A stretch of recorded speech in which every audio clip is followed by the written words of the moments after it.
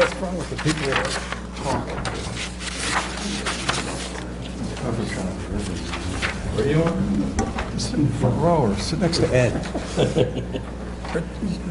or Paul. I need you to hit from here. Yeah. I'm going to be able to point you out. Just like going to church, nobody wants to sit in the row. Yeah. Did the green light go Not off? too bad. Okay, I think we're on air. Yes, and I'm going to start the recorder. Okay, this is the special January 22nd meeting of the Mashpee Sewer Commission and jointly with the Falmouth Water Quality Management Committee.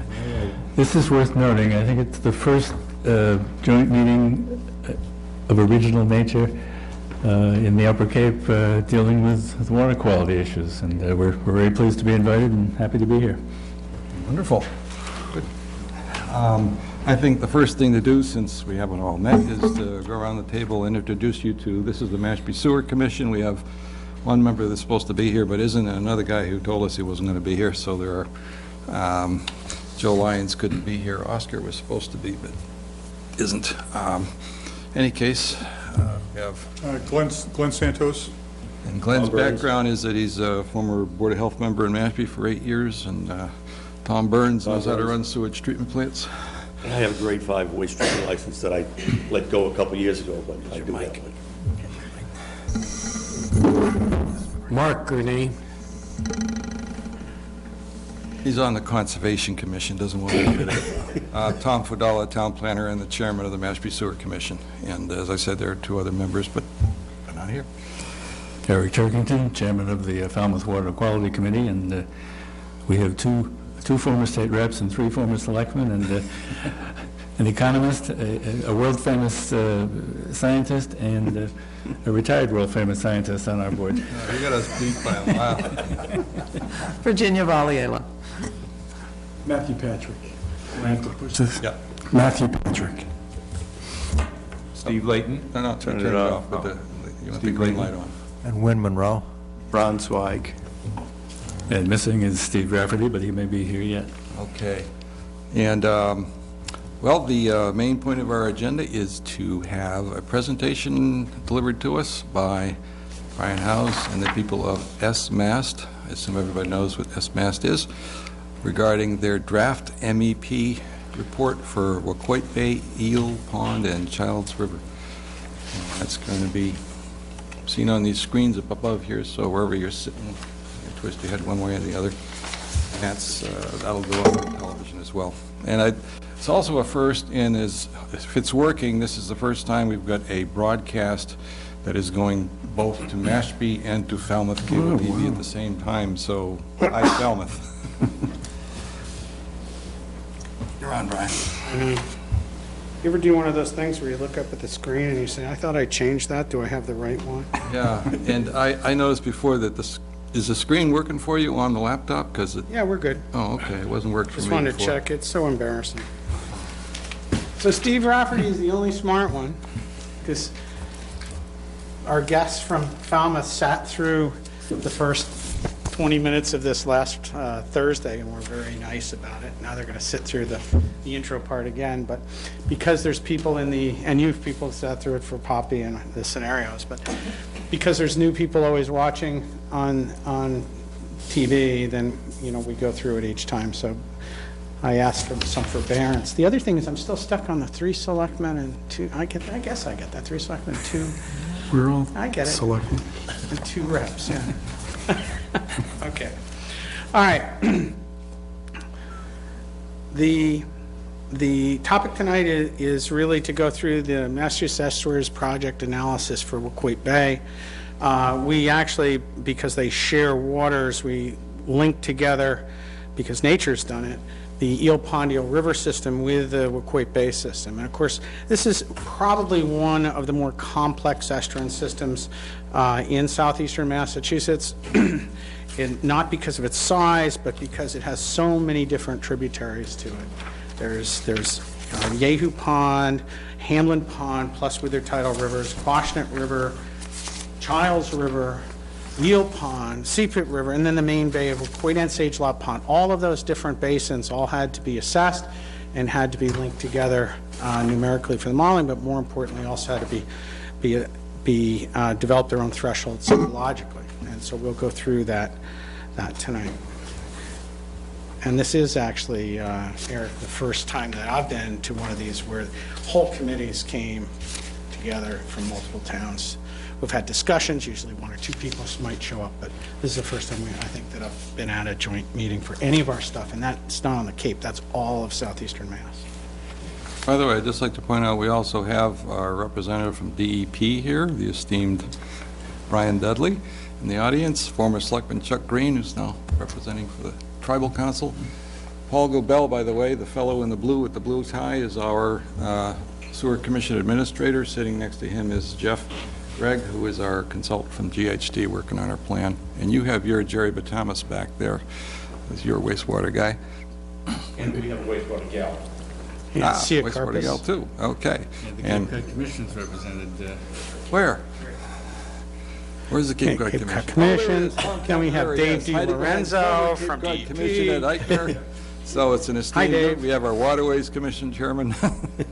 Yeah, it goes on it. Well, nice of you guys to come. We finally got an audience. Well, they can carry it back to their various constituencies. Yes, all right. Well, And plus back to bring serious forward business. questions from their constituencies tonight, which has me always a little nervous. But all right, the MEP, the Estuaries Project, was started and has run as a partnership with DEP, who works on the regulatory, is in charge of the Clean Water Act for the state and the Wetlands Protection Act for the state. And they deal with the regulatory aspects of impaired waters. If waters are impaired, then there have to be TMDLs written, which is total maximum daily load, which is a sort of not so good term, but what it really means is you have to come up with a plan for restoring those impaired waters. And that's a regulatory process that falls under DEP's purview. SMAST at the University of Massachusetts Dartmouth does the science assessment and modeling. We, of course, don't do it alone. We have a variety of agencies and really scientists and engineers that work for us, starting at the Cape Cod Commission, where Tom's been involved from the beginning, and others as well. We've done a lot of GIS work. County has also been very generous to the towns on the Cape of providing matching funds as well to offset town costs. Applied Coastal, which is right here in Mashpee, does a lot of the modeling. SMAST, of course, and then DEP. And USGS did our watershed delineations. So they do the groundwater modeling to set the delineations for our analysis. These are real partners in that they all do real things. Without any one of them, we wouldn't have a project. It's not one of the just happy time partnerships. It's real work. They've saved the towns a tremendous amount of money. There's two primary issues affecting estuaries and embayments throughout southeastern Massachusetts. The primary one that we're going to be talking about tonight is nitrogen overloading. You read about it in Cape Cod Times now. Even it's a common part of discussion. It's actually sort of it's somewhat happy in the sense that now people are talking about it.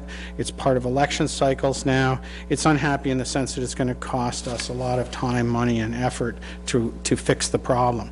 And the reason the problem needs to be fixed is that much of our economy is based on tourism still, and a lot of the town finances are based on property values. And the problem with nitrogen enrichment is we get wholesale decline in estuarine health from shifting land use. In other words, more people come in, build primarily on septic systems, and we get nitrogen going in the bays, which causes impairment. Impairment's a fancy word, that we use in the regulatory place, but what we're really talking about is loss of use by people of the estuary. It either looks bad, smells bad, or you are worried that you can't go fishing because of maybe number two, which is bacterial contamination, but really the problem is there's no fish to fish. And that's a real problem when people are coming here because they want to be near the water to enjoy it, and there's no fish or shellfish left because we've destroyed the habitat. That's what we're talking about tonight, is that habitat destruction and how to bring it back. It's always important when you do projects like this to make sure that what you're doing is reviewed independently. This is just some of the reviews we've been through. It's a common practice in science to be reviewed. It's nothing to be worried about, and it's something that we usually benefit from. We've had at least 3 or 4 major reviews by independent scientists. The most important one is the one on top, which was just done by the Barnstable County Peer Review Committee, which was actually a series of national experts that came in. The cost of the project was in excess of $100,000, and we had world-class experts here. We had people that wrote some of the original computer code for the models we use. We had people that sit on National Academy of Science technical review boards, and some of these people that I've known from a distance, and that they're very, very high quality. So they're above any kind of Cape Cod politics, we'll put it that way. And what they found was that the complexity of the components, the level of complexity of the components that we're using in what I'm going to present tonight, are simple and parsimonious and well balanced. So what that really means, what I like, the part of that I like is that they're simple. We intentionally designed this process so that you could measure things and then compare them. It's not a lot of theory going in to link different things together. It's actually an empirical model, meaning that it is based on direct measurements in this region. And that's very important because that cuts out a lot of the uncertainty. The other thing is that the approach is appropriate, useful for evaluating alternative scenarios. Alternative scenarios are what the town of Mashpee has been doing now for ever, for a long time. Wow. And also what the town of Falmouth is working on now as well, and has been doing as well, particularly relative to West Falmouth Harbor. You ran a whole bunch, and for Bourne's Pond now, the bridge and things like that. So both towns here are familiar with scenarios, and those are what inform management plans. And that's very good, because the goal of this whole process is to come up with a plan and then to implement the plan so that we can have the restoration that the people want. There's 89 estuaries in southeastern Mass, as shown by the dots. We've made some real progress over the last 10 years. We've completed a lot, as you can see with the red. And what you can see for Mashpee and for Falmouth, almost all of the estuaries are completed. You can see on the south shore of the Cape. And in fact, these are them. Pompanesett Bay was one of the very first estuaries that were done, and last week Falmouth went through Falmouth Harbor, Rand's Canal, Fiddler's Cove, Wild Harbor, Quistit Harbor, which are all on Buzzards Bay side, and only 2 to go there. And tonight in the box we'll be talking about Wacoit and Eel River. The bad news is that for Falmouth, last week you heard good news. You heard, well, you have 5 small estuaries. They're a little impaired. Some of them are just recently impaired, and so when something's just recently becoming impaired, then that means that it's just slightly over the line and won't take much to get it back. Hi, Steve. See, I told you he was smart. So it just means you have to push a little bit. Now, a little bit means it won't cost you much, it won't take much time, it won't be much effort. That's a good thing. It also means all of those systems still support high-quality habitats, still today. So really what you're getting then is good news. Wacoit, no. Wacoit is one of the most impaired degraded systems in the entire MEP region. It is the poster child for macroalgal accumulations, which I'll talk about in a second. It is very large, and it's very impaired. And big means that it's going to take a lot of time, a lot of effort, and a lot of horsepower to bring this system back completely. But it doesn't mean that you have to do it all at once either, and it doesn't mean that you can't bring it back in steps.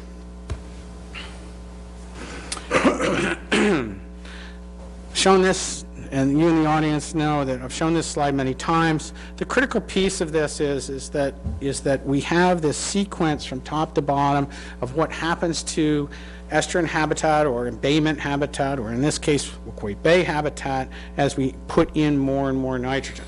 First, the waters get a little turbid with phytoplankton blooms, fine. Sometimes you even can stimulate shellfish production with that, but at higher levels than what you actually get is shading at the bottom, and you go to the next step, which is loss of eelgrass beds. Eelgrass beds are really important to our resources here. They provide a number of positive benefits to people, environmental services to people that live on Cape Cod when they're there.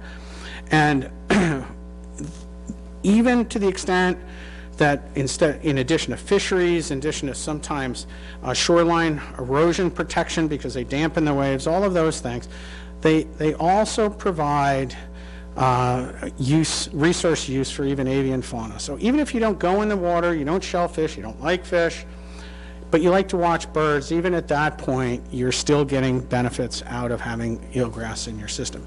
All strata are positively benefit from eelgrass beds. The other piece that we get is at higher levels, then we lose the eelgrass and we start to lose the benthic animal populations, and the fish and shellfish start to go away wholesale. When you lose eelgrass beds, you lose certain fish and fisheries, but at higher levels, when you start losing the animal populations that live in the bottom, then you start losing migratory fish and a variety of other things. The reason those two are in red is those are two key regulatory targets, meaning that if they're impaired, then the system will be classified as impaired, regardless of what else is going on. Unless, of course, well, you have to prove the impairments from nitrogen, of course, but if those are impaired, then the system will require a TMDL. Either one of them. The one thing that I always like to point out at this point, though, is that we're not, although this is the regulatory piece in that you're targeting habitat quality and water quality to bring back eelgrass and benthic animal populations, what does that mean to people? What did that mean to my mom? What it meant to my mom was that if there were eelgrass beds, then there was clear water.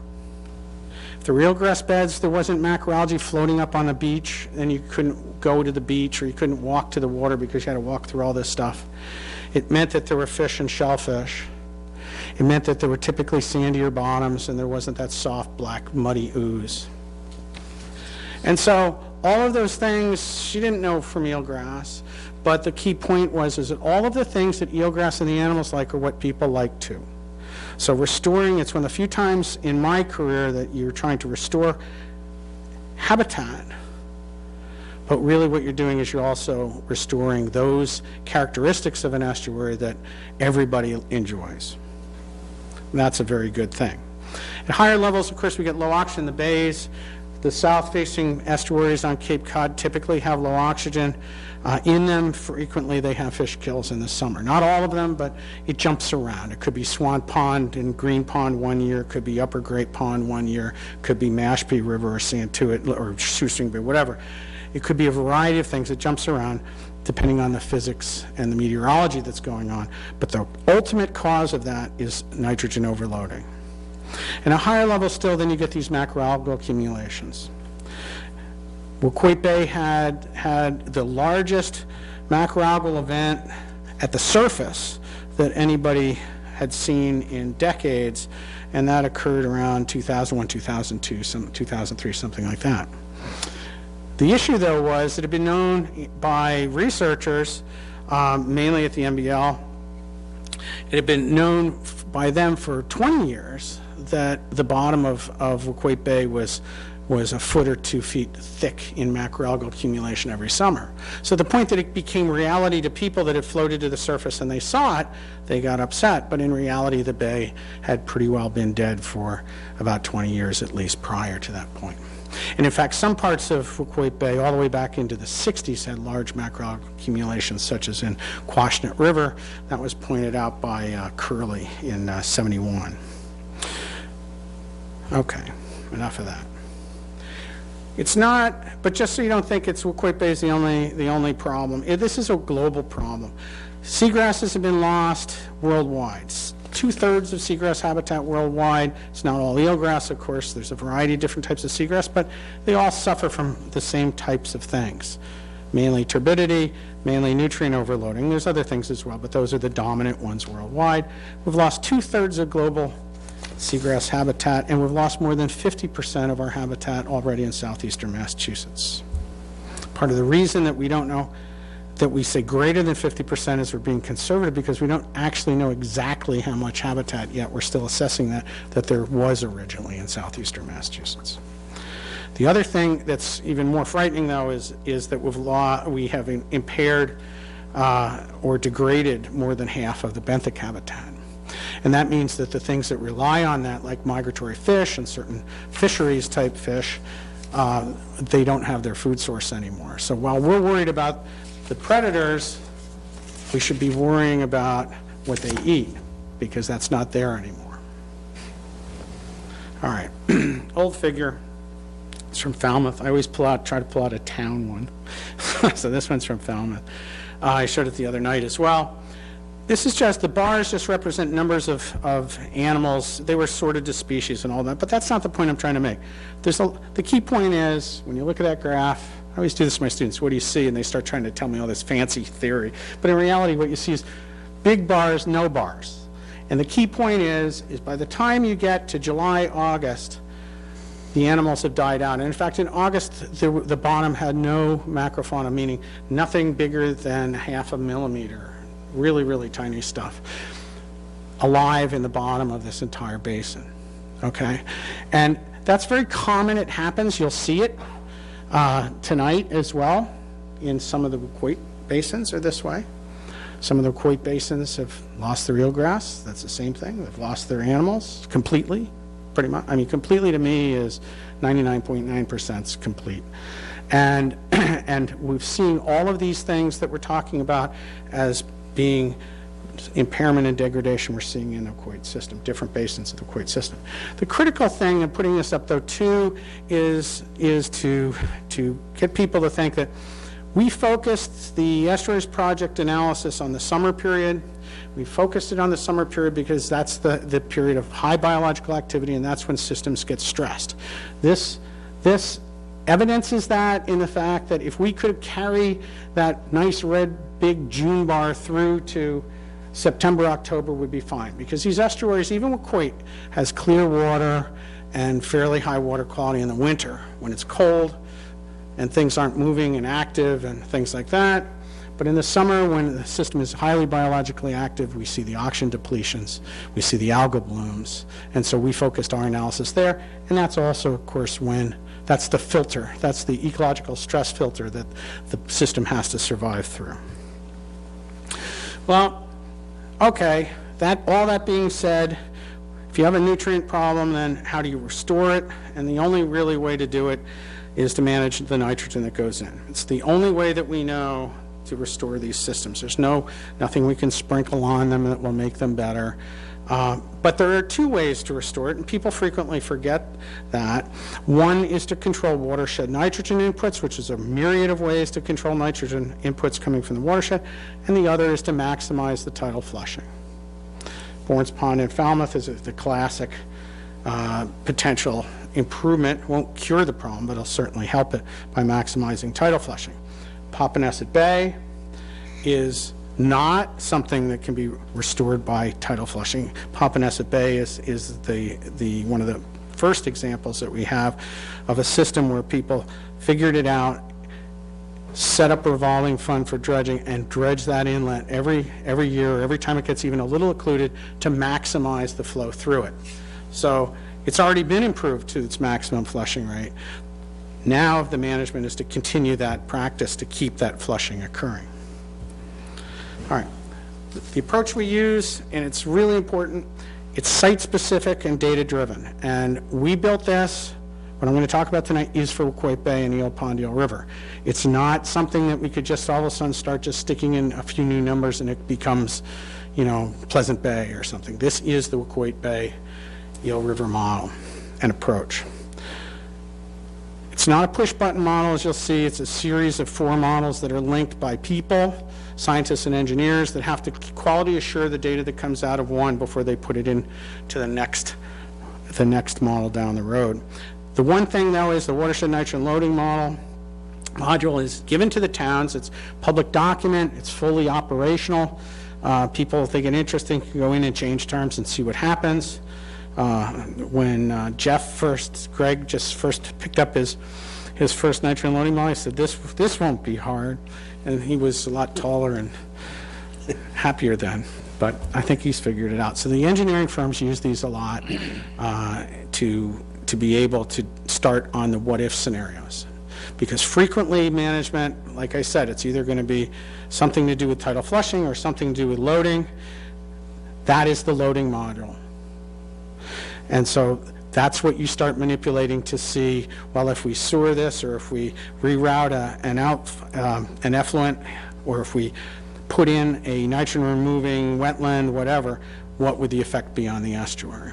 And that's the module you need to do that. And then in the future, as we go through this whole process, we've continued to run scenarios and keep this alive now for, what, 10, 11 years now, 12 years now for the communities to use. Not going to go through this in any detail other than to say that watershed delineation model just tells us what areas of land contribute to what water bodies. We use that model to delineate not just the land contributing to the estuary as a whole, but also to each major pond, stream, and subbasin of the estuary. So it wouldn't just be one number going into Aquit Bay, it would be the load into, say, the Quashnet River, which in part passes through, say, Johns Pond. So we have to then look at Johns Pond and through the groundwater again, and then into Quashnet. We do that. There were 48 sub-watersheds delineated for this system. The watershed end loading model then takes those delineations of all those little basins and streams and ponds, and then starts working on a parcel basis to generate a nitrogen load, and I'll show you that in a second. We also have a hydrodynamic model, which is the mixing. If these were lakes, it would be a lot easier, because the residence time in lakes around here, a good kettle lake is a year, at least 6 months, and sometimes 2 years or more. And nutrients go in, cycle in the bay, and then recharge downstream. But in estuaries, the tide comes in and out twice a day. And so what we get is we get all this mixing going on and dispersion going on within the system, and it's something that you can't do on the back of an envelope. Some of the lake stuff we do on the back of an envelope. We don't admit it's an envelope. It is. But this we need actually a numerical model to deal with. And then the nitrogen loading model is really the nitrogen coming in from the watershed. The atmosphere is counted as well. We do that. Direct fall on the bay. We mix it up with the hydro model, and we generate the gradients of nitrogen that should exist within that bay if all our numbers are right. Everybody gets hung up on all that. In reality, you don't need any of it to set a threshold. None of it. The only thing the model is really for is it helps to reduce some of the uncertainty. We can refine the nitrogen values, the tidally average nitrogen value for a system, for a point in the system, because as the tide comes in, clean water comes in, and the nitrogen concentrations at every station in the estuary drop, and then on the ebb tide, the bad water goes out, and the nitrogen levels at all sites in the estuary go up. So you have a range at every site. Where you collect your monitoring data, he says, well, it's monitoring, we'll do that. But if everybody collected at a different point, you have just this big blur of points. And the other piece is that if you even try to collect at the same point, what you start getting is more and more uncertainty around your final number. And we want to get rid of uncertainty. But as I say, you don't need any of that. You could stick with the monitoring data if it was consistently collected, as it has been in Waquoit, and you could just go straight to the dissolved oxygen values, the eelgrass and infauna values, things you can measure. You can come up with thresholds that way. We used to do that for years before we had these models. So it can be done, but then you start getting the much bigger errors. Used to be the errors on these were plus or minus 50%, sometimes plus or minus 100%. Now we're dealing more with around plus or minus 10%. And that's the level of uncertainty you need for this type of approach.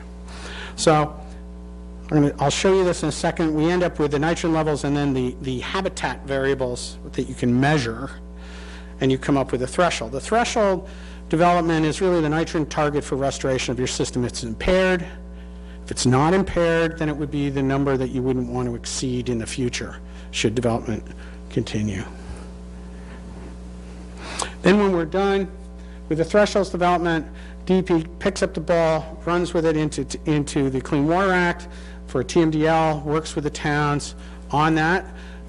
DEP will be coming to your house soon to present on the TMDL and do that. But this has to precede that activity. Tonight, for instance, has to precede that activity.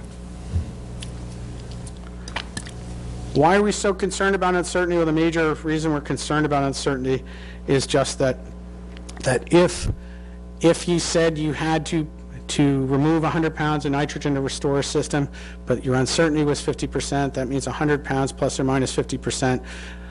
But it is conservation we're talking about. It is conservative we're talking about, which means that you would be told that, well, to be sure you're going to get restoration, you need to remove the 100 plus the uncertainty. So you'd have to remove 150 pounds, which means you're doing 50, that extra 50 pounds is money you're spending for management that may or may not have an effect. But it has to be done if you have a big uncertainty. That's why we do it. All right, let's get to Equate Bay specific stuff now. Equate Bay is, I should start with, we actually completed the analysis for the eastern embayments of Equate Bay for the town of, for you guys, for Mashpee in 2005, I think it was. Getting old, but I think it was 2005. And the idea was that we would then revisit those and then incorporate them into the whole system model, because this is a very large system.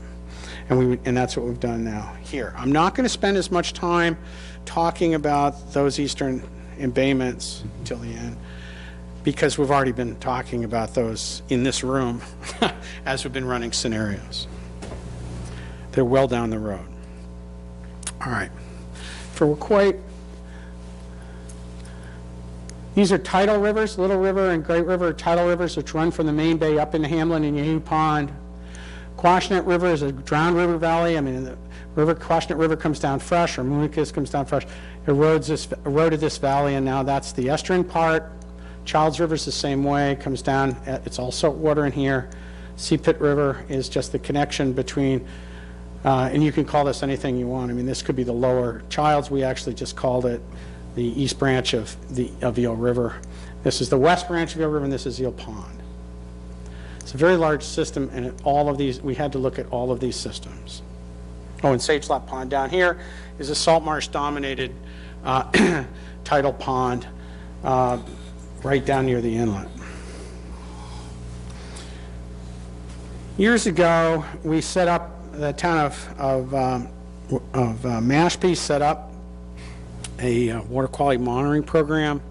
It's since been refined to include the Mashpee Wampanoag tribe, and actually in a partnership with the University of Massachusetts. So it's a three-way partnership.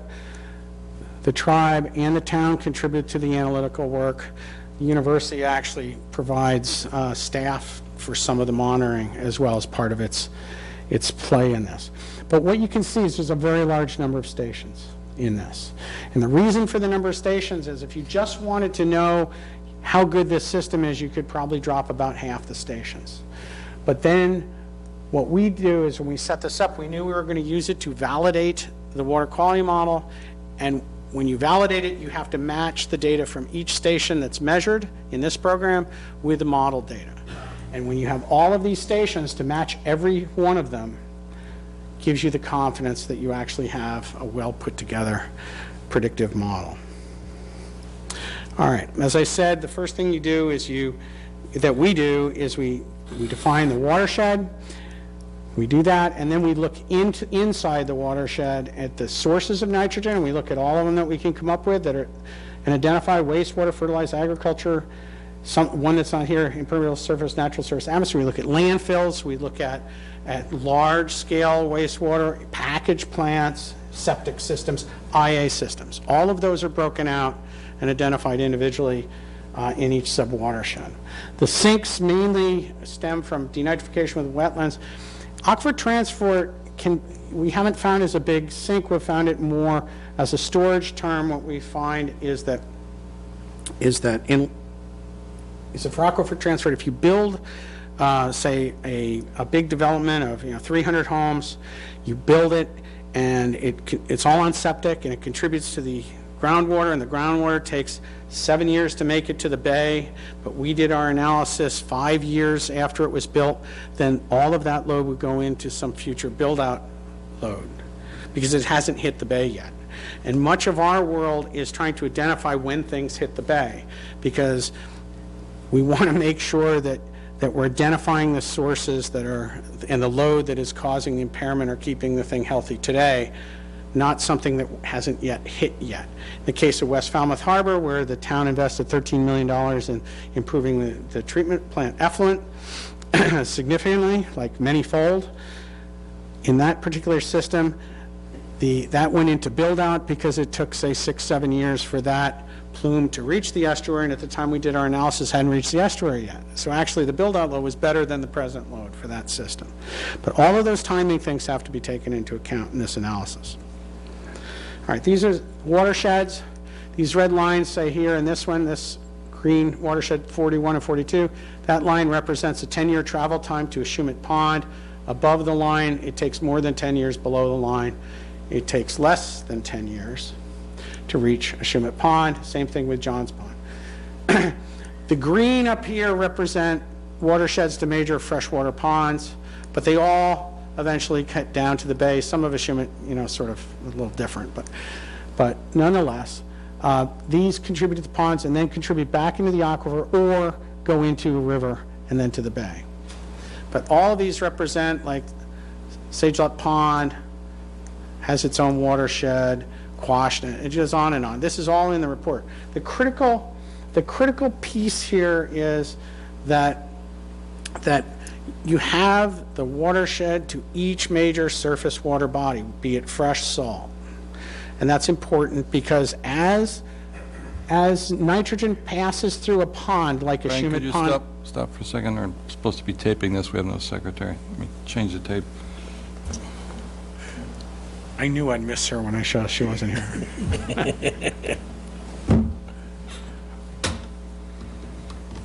Figure out how to do this. Let's see. You allowed to say secretary? Keep your dates. Executive assistant? She's the board secretary for the sewer commission, Jan. I forgot to turn, I don't know how much we missed. She'll get to see this. This is also being recorded, by the way. The video recording will be available ultimately on the Town of Mashpee's Wastewater Sewer Commission website. And if you guys would like a DVR of it, we can get that to you if you'd like. And these, I should just add for Mashpee that these watersheds here are the same watersheds that are nothing was changed because it was the same model that generated all of them. It's just you didn't get them until we did the whole deal. All right.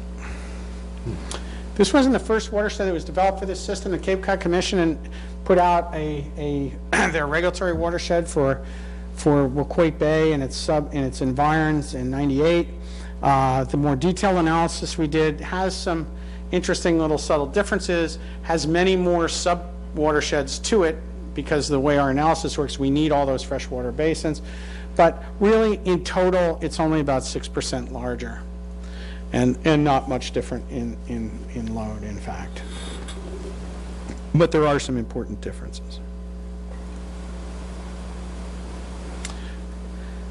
Well, what we do, it's pretty simple-minded, is we go into each one of these watersheds, and we'll take 17, for instance. So we go into the watershed to Yehu Pond. We go to the town. We get the assessor's data. We talk to the town planners. We get each parcel identified that exists within that watershed. That means each property. If there's two properties owned by one person, we get both of them separately. So we have each individual parcel within each one of these watersheds. But within one watershed, you say, okay, we get all the parcels where they are. From that, we can also then get water use data from the town, from the water departments, or from the town, depending on who delivers the water to your house. We get those water use records, and from the water use to each parcel, we can generate a wastewater load, the wastewater flow. And we do not have to then be as concerned as for instance, Town of Mashpee. I think that summer residency is, 40% now of the properties are seasonal? Something like that, Tom? 40%? Currently, it's about 37% summer only. We're getting Making more my year-round. life hard. Yeah. 40%, About 40. Could be less. It used to be Could even be 45% year-round, 37. now it's 63% year-round. So. But in any case, the point is that's a large potential error if you can't account for when people show up, how many people are there. So the way that you get around that is water going into a house on the Cape almost all of it, about 90% of it goes for generating, on average, goes for generating wastewater, about 90%. And everybody will say, well, but Joey has a swimming pool, Fred waters his lawn every week. Right, but on average, when you take thousands of people, you end up that it averages out to about 90% is going to wastewater. And Jeff has to shake his head yes, because those are the engineering numbers as well. So, when we looked at this system, we found that 75% of the nitrogen load, so wait a minute, when we're in this little watershed here, we look every parcel, we generate the wastewater loads, we look at fertilizers, impervious surface area to get the stormwater runoff, we look at natural surfaces, because even in a residential neighborhood, there's a lot of area that still has trees on it, the border areas, the buffer areas, vacant lots, all that. We get natural areas as well. We get a whole variety of things. We add them all up, the nitrogen loads from each one all up. We add the areas up as well. We add the water that is contributed to the aquifer from each one of them as well. We add all those up, and then we have just that little watershed. And then we do it for all the watersheds, the same thing, and then we get the whole load to the estuary. In this system, 75% of the nitrogen load is within 10 years travel time to the bay. A lot of the reason for that is this is a lot of the base, and there's just not much load coming out of MMR towards Wacoit in terms of nitrogen. So although it's further away, we're just not a lot of load up there. A lot of the load is coming from these closer areas. Of the 25%, most of that is relatively old. I mean, there hasn't been too much development, not certainly like the boom days of the 90s. So a lot of the areas when we look at, we haven't seen large developments that we couldn't account for. If we find a large development, then it goes into build out if it's more than 10 years travel time away, okay? When you look at these, this is just, you roll them all up, you look at the whole system. This is all the load for the whole of Wacoit. 56% is coming from septic, that's the gray. 9% from fertilizers, 10% from impervious surface runoff. 21%, a fifth of the load to this system is atmospheric deposition, either rain or dry fall on the estuary itself. And the reason for that is that it's big like that is because it has a big bay. Wacoit Bay is big relative to the amount of land that contributes to it. If you look at some systems like Green Pond, I can't remember the exact numbers, but it sticks in my mind, it's over 20 acres of land for every 1 acre of bay surface. Wacoit is much smaller than that. The ratio is much smaller.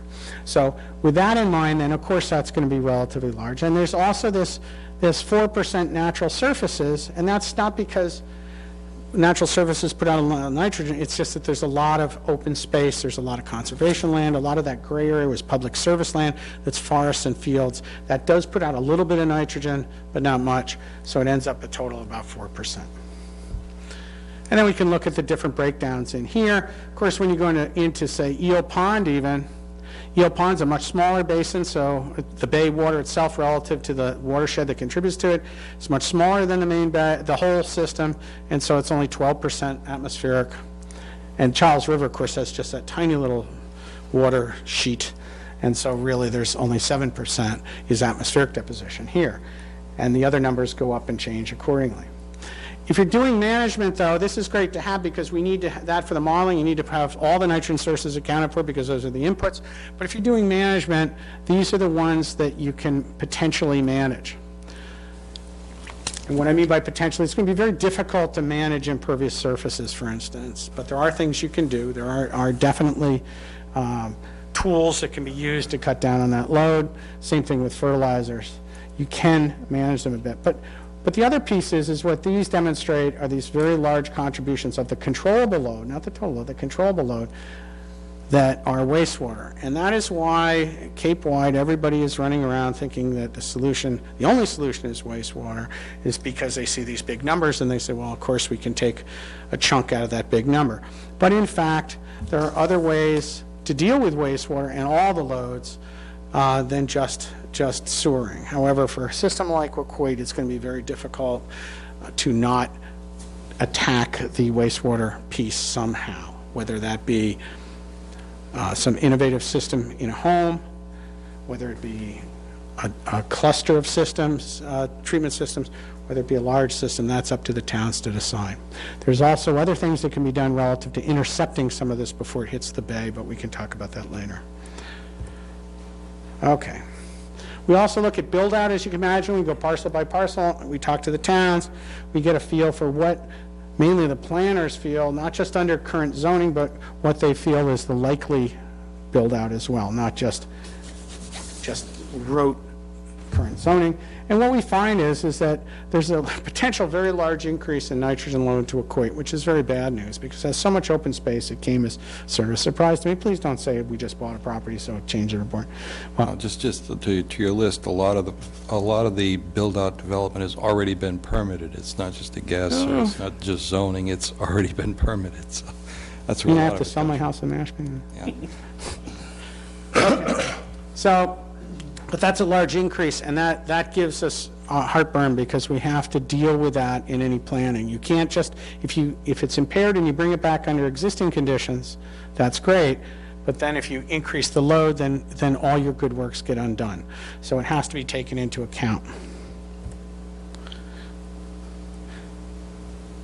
Okay, one of the other things we do, though, is we don't just do that parcel analysis. We also look at, we put in stream gauges. We put one here in the Charles River, just above where the tide hits, and we put one on the Quashnet River, again, above the reach of the tide.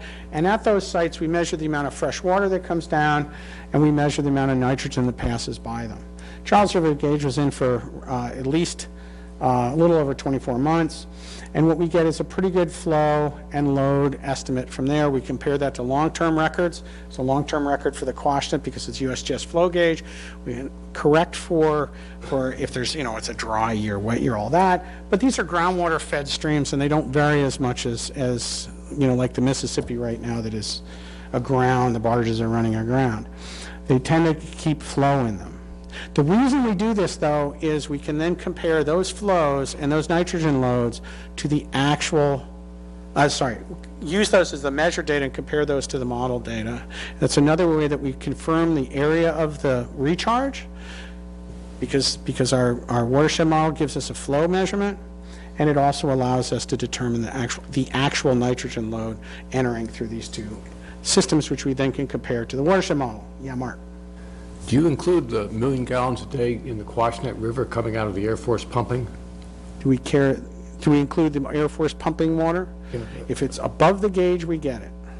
It's above the gauge, certainly. Then we get it. And there's like 1 million gallons a day, so it's... We get it.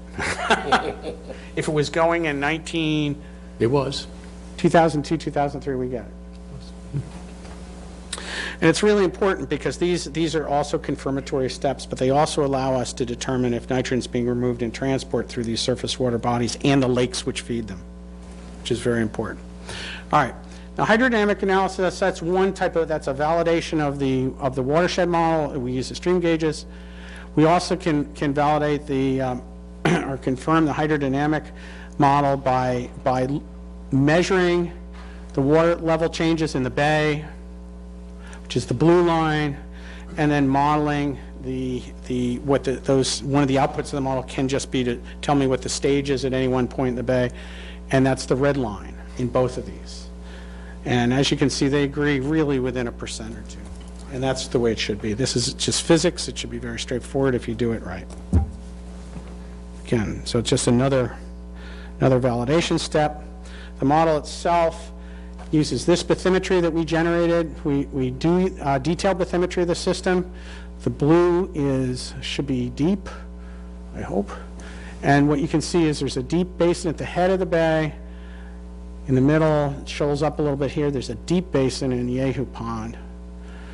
And the Childs River, Seapit River, and east arm of Eel River are relatively deep channels as well. The rest is relatively shallow. This depth here and some of these depths help to explain the low oxygen conditions that occur in the summer, particularly in Yehu Pond.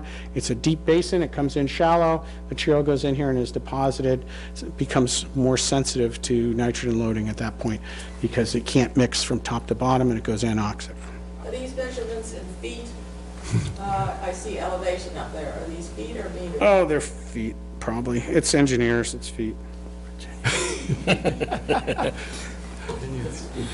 No, it is, it's Oh, feet. sure. I mean, I know it's feet. And Okay. So deep is 6 feet. yeah, it's 2-3 meters is this area up in here. Yeah, okay, just, The whole system's relatively shallow, but if you look Well- at, say, Green Pond, it's a meter. Yeah. It's 3 feet.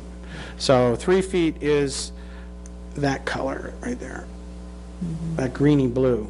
So most of this system is deeper than most of the south-facing systems in Falmouth, except for the main basin of Great Pond, which is also about 2 meters and some deep. Okay. This is modeled versus measured nitrogen, and I just want to emphasize that when we do our quality modeling, we put the numbers in. We say, okay, this is the load coming from the land. This is load regenerated within the system. This is atmospheric deposition. This is the tide. Mix it up and tell me what the concentration is, and that's what the blue dots are. You notice I didn't say anything about water quality measurements. I said you just put in the numbers and you say go. The red dots are the water quality monitoring results from, I think it's 2002 through 2010 maybe. And in reality, it's actually a pretty good fit. It's not a red dot, blue dot thing. It has to do with when the samples were collected, and that's that would be like mid-ebb, and that would be like mid-tide. So those are different. They shouldn't line up. But it's actually a pretty good fit when you think of the complexity of the system. That's the head of Childs River here. That's why it's so high. This is Eel Pond, all the way down near the inlet. It's relatively low. The average is about 0.35, 0.36.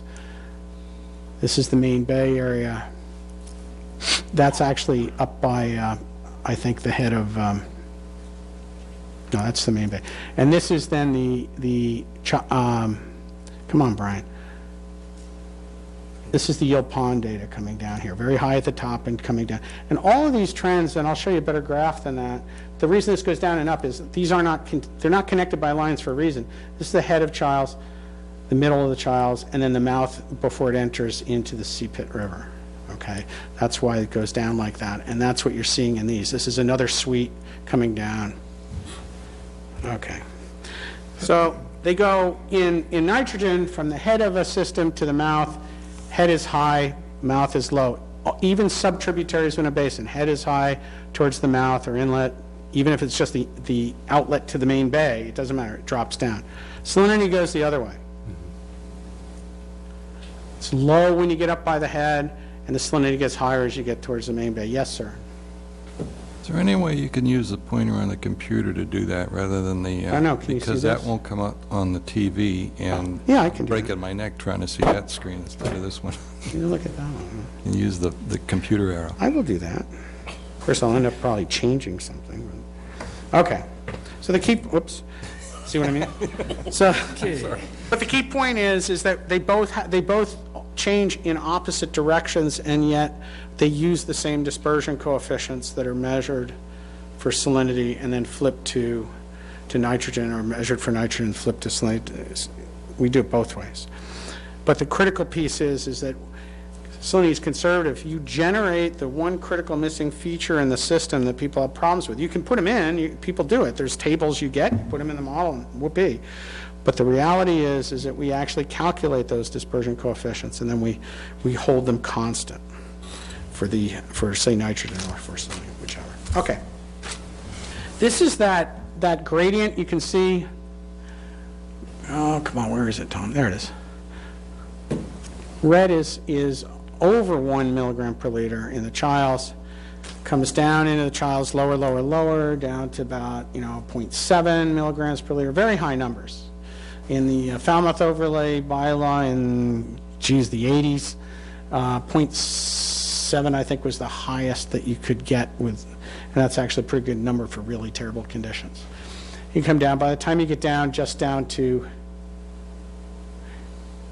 where it hits, this is Sea Pit River, the concentrations have dropped. Now these are tidally averaged concentrations. Same thing with Eel, River. This is Eel Pond's looking pretty good. And in fact, with this scale, because it's so steep, because it has to account all the way over a milligram, this all is pretty blue. You see Yahoo Pond's not doing too good, same thing. But one critical piece I want you to see is Hamblin Pond here has a very steep gradient across it. And I'll talk about this in a second. That steep gradient actually is reflected in the benthic animal habitat that's there. It's actually impaired up here in the top half, and it actually gets pretty good towards the lower half, believe it or not. So we actually can match the habitat measured by animals alone to the nitrogen levels. So you can see the quashnet's quite high. Yeah, it actually goes off the screen. It even gets a little higher up at the top, gets over 1 up at the top. Okay, so that's what it looks like average. But the thing is that the tide goes in and the tide goes out. And so what you see is the tide goes in, water quality improves. As the tide goes out, water quality gets worse in the lower reaches. And it is that reason, this tells us a couple things. One, it tells us that you really do have to make sure when you collect your water quality samples.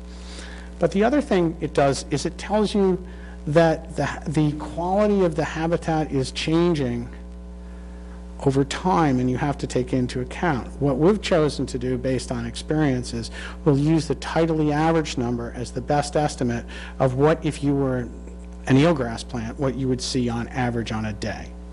We don't use the best condition, that would be silly because that never works. You don't use the worst condition, that doesn't work either because you're overestimating the bad. So what we use is the tidally average number. And you can see the plumes extend out into the main basin pretty far, but you know, there's some other things. If you look at the Sea Pit River right here, you'll see a plume, as the tide goes in, come up this way as it goes out. So it's like a poof going up, not now, but I'll tell you when. Come on. Brian, is sage line included and it just stays blue, or is it not part of it? Wait a second. No, I'll tell you. Right there. So we're actually getting a lot of the Childs River water coming back up this way and contributing nitrogen up in here on the flood tide because it comes down. Oop, Tom, I'm not liking your plan. It comes down here and then it gets swept up this way on the flood, and you can see the white puff go back up into the head of the bay. All right, no, it's that it's so steep a gradient, and actually I can see it on my computer. I get more detail on this for some reason than it's showing up there. All the way, but I'll do it here. This is above 0.45 milligrams per liter. That's the line right there. And this is pretty low. This stays pretty low. But part of the reason for that is this is also, you know, knee deep in macroalgae. So, okay. So as part of the build-out analysis, now I'm just showing you the tidally average numbers. These don't move. This is now enhanced, okay, to give you a little bit more. I think there's a couple more bars in here, so you see a little bit of this better than you saw in the last one. But for the most part, the important comparison is between this graph and this graph. The display and the color scheme is the same in both. This is existing, and this is when we dump in 41% more nitrogen with build-out. And what you see is conditions get a lot worse in Hamlin and Yahoo. They get a whole lot worse in Eel River and in Childs River.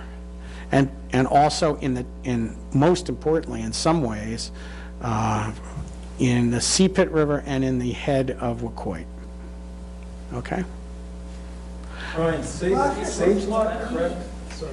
Which one? The existing load, you have sage lot as being fairly high, and wasn't that? I don't get that. I saw that just now too, but I'll have to check on that. They may have left that out of this one because it didn't get better. It got worse.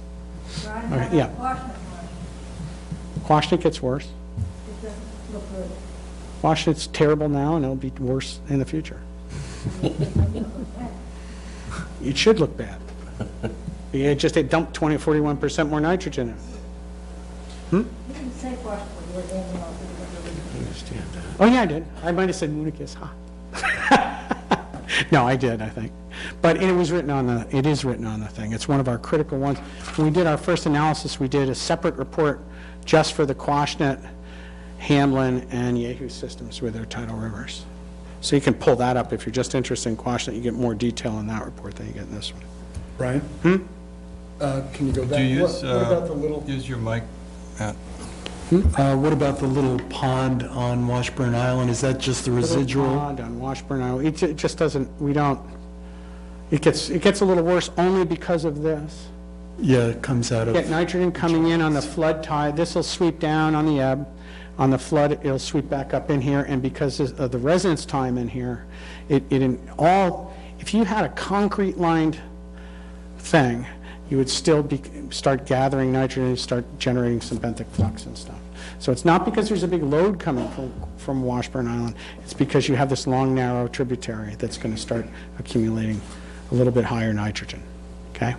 Because of transformations, deposition, regeneration. All right.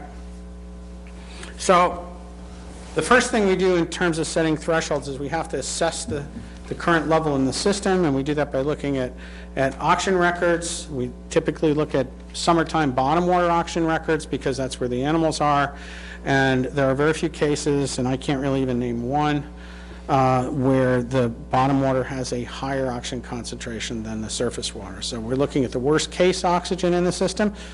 Sometimes in a stratified system, the surface waters can have plenty of oxygen in them and the bottom still has none.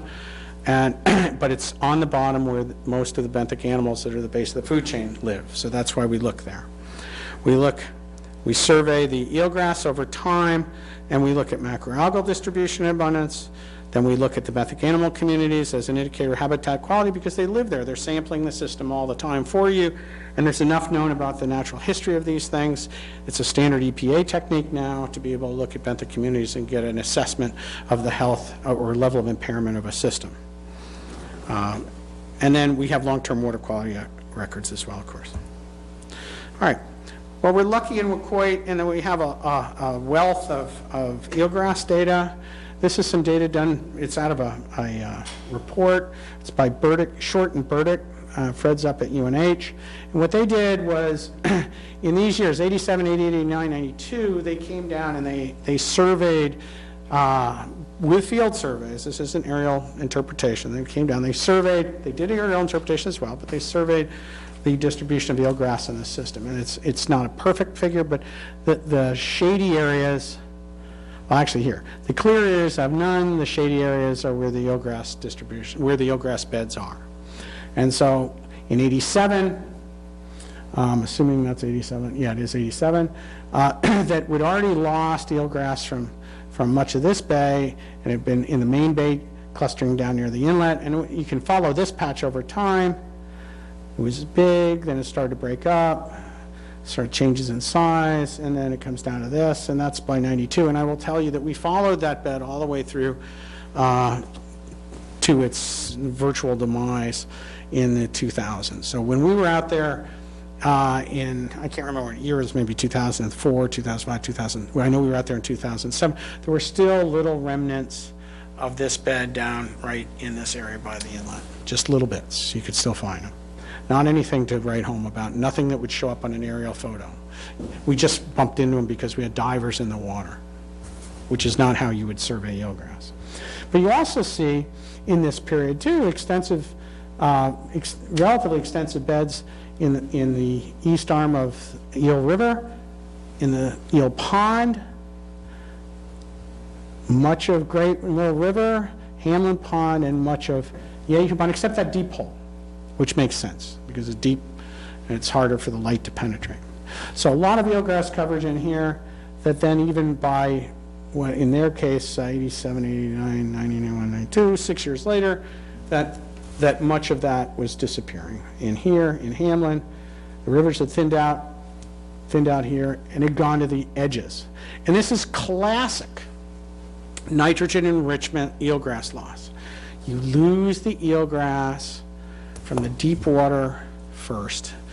So what it looks like is well, geez, it filled the channel, and then all of a sudden it's only fringing, and then the next step is that it goes completely away, but sometimes it doesn't, because if it's in a happy enough, shallow enough spot and undisturbed enough, it might be able to hang on for some period of time. It also disappears typically from the top to the bottom of things, Again, the head up here had eelgrass at one point. There was eelgrass up here. There's none even in 87.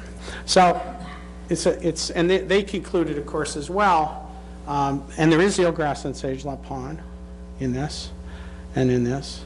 They didn't look in here. That's why it's not there. And they concluded, of course, it was nitrogen enrichment as well, again, for the same reason. It's a classic nutrient response pattern. It's like male pattern baldness. This is DEP's data. It's different. It's not the same data. It's a follow-up. That was up to 92, I think.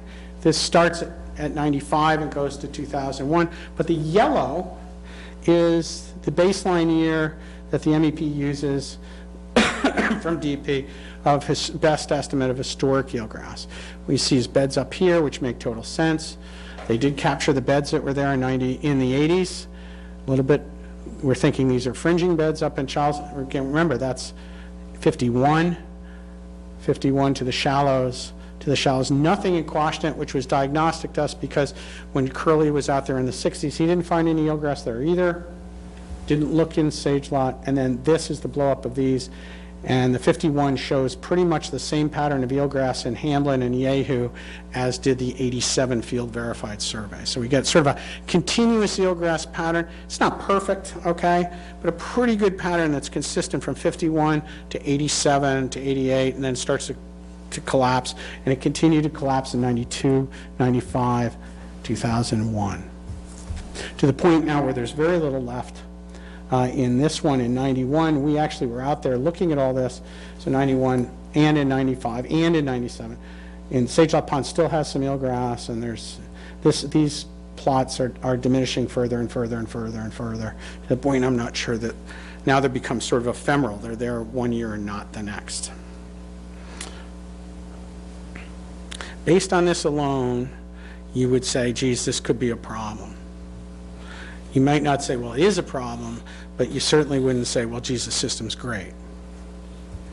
So then we also then looked at oxygen levels.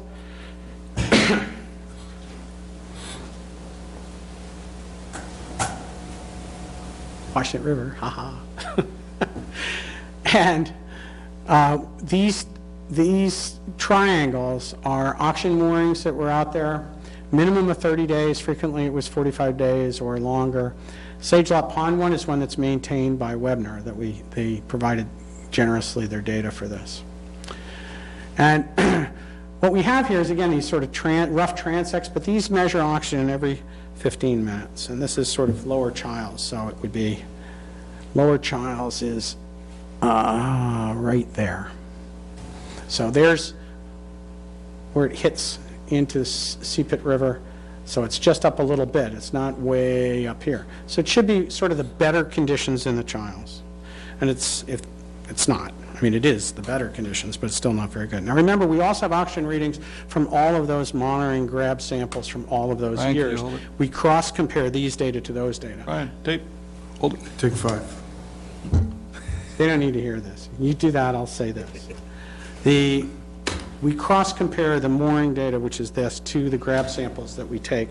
We use those to make sure that these were not anomalous years.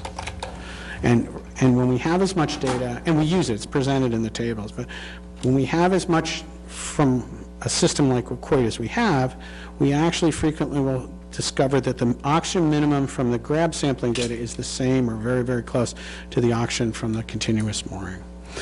The only problem we get is when you only have 10 samples ever, then you miss the minimum. Because you can see here that if you really want to know how bad things are, well, geez, here's a period where if you sampled, you would not get these numbers. And so you need enough grab monitoring data to catch those minima. Okay? Are those the samples at night after? So all of the sampling is mid-tide at like 7 in the morning, plus or minus. And we know that oxygen stays low because what happens is, although the sun comes up and we see the light in the water doesn't get to be enough that the phytoplankton produce enough oxygen to overcome their respiratory needs. So even though the sun comes up, oxygen continues to drop until a little bit after sunrise and then goes up. Have you seen a correlation between the lower levels of oxygen and then a cloudy day on top of that? Yeah, we had a, Or the we drop? finished a, I can't remember anymore, but it's like a 40 or 30 estuary regional study. We wanted to know what was was there a regional trigger to low oxygen? Meaning West Falmouth Harbor gets low oxygen the same day as Green Pond, the same day as, Muddy Creek in Pleasant Bay. Why is that? And so we tracked that all down that, yeah, there's a strong correlation. People used to think it was rain. There's papers out there saying it's rain. It isn't. There's no evidence that we can find. We have no relationship with rain. But what we have is that rain frequently has low light. And so it's the low light associated with the rain that does it. And that's the trigger. So that's a trigger. But what's a trigger? Well, triggers the system is set up to go low oxygen. It's set, it's ready to go. It needs something to set it off. And then low light cuts down on the phytoplankton oxygen production, and that's enough to set it off. And that's when you get fish kills that I Yep. noticed. Yeah. And so you can't predict when a storm's coming or when low light's going to hit. That's What do we do about that? all right. And remember, this is from systems all throughout southeastern Mass, facing different size, different tide ranges, different depths, different everything. So we were looking for a general principle in that case, not a site-specific thing.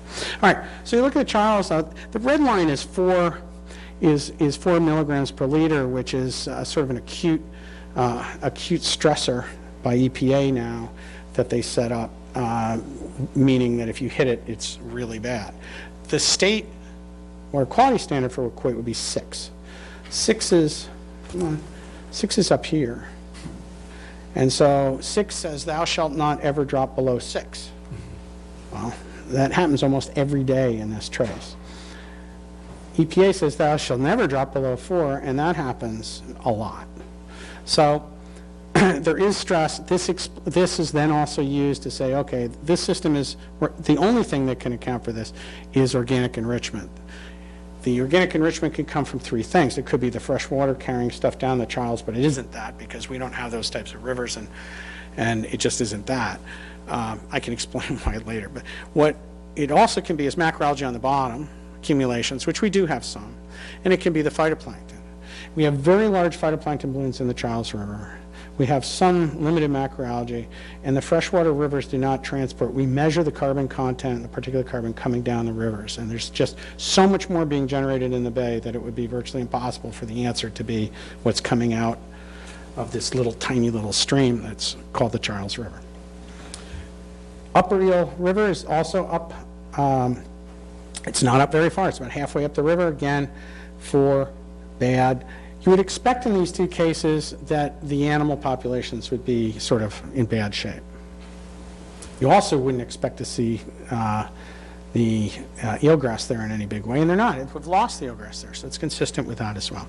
I'm not going to show them all. We had like I don't know, a dozen or more. Head of Waquoit Bay is not so bad. Oxygen stays relatively high. These are the ones I want to make a point later, and they're all presented in the report. And the main basin of Waquoit, which is lower, it's sort of central of the big part of Waquoit, we do get these drops. Now, what's going on, we think, is when we were looking at all of this, we weren't finding large macroalgal accumulations up here. The water quality and the chlorophyll wasn't all that high. Phytoplankton's not that high down here either. Chlorophyll's not that high. What this is looking like, and other measurements would indicate that it is this, from direct measurements made by others, that this is actually the macroalgae contributing to oxygen problems. And the high oxygen is as indicative of too much plant matter as is the low, because it means the system's out of balance. Oxygen should not really rise in these systems above 10. If it goes above 10, it means that you probably have too much macroalgae or phytoplankton for the system to be in balance. So it's as diagnostic of eutrophication as the low oxygen is. Oh, by the way, that's why you never use averages. All right. All right, and then this is, I put some data in from Webner, which is very good, Sage Lot Pond. Sage Lot Pond also has low oxygen events.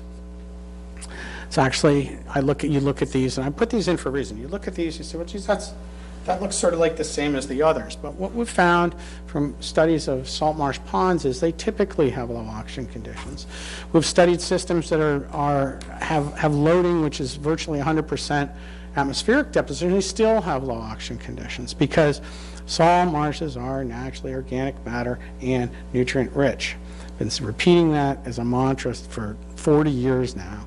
That is why salt marshes are important. They're naturally organic matter and nutrient rich, which means they're very productive, which means they can serve as fisheries, nursery grounds for coastal fisheries and all of that.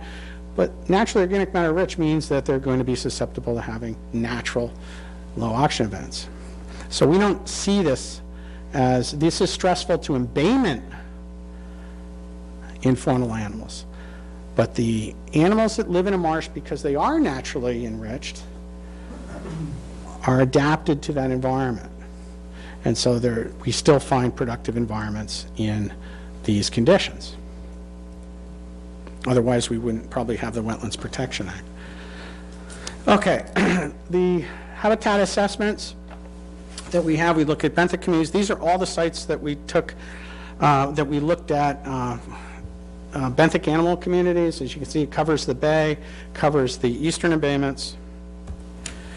And again, if the eelgrass didn't convince you and the oxygen didn't convince you, then we'll look at this.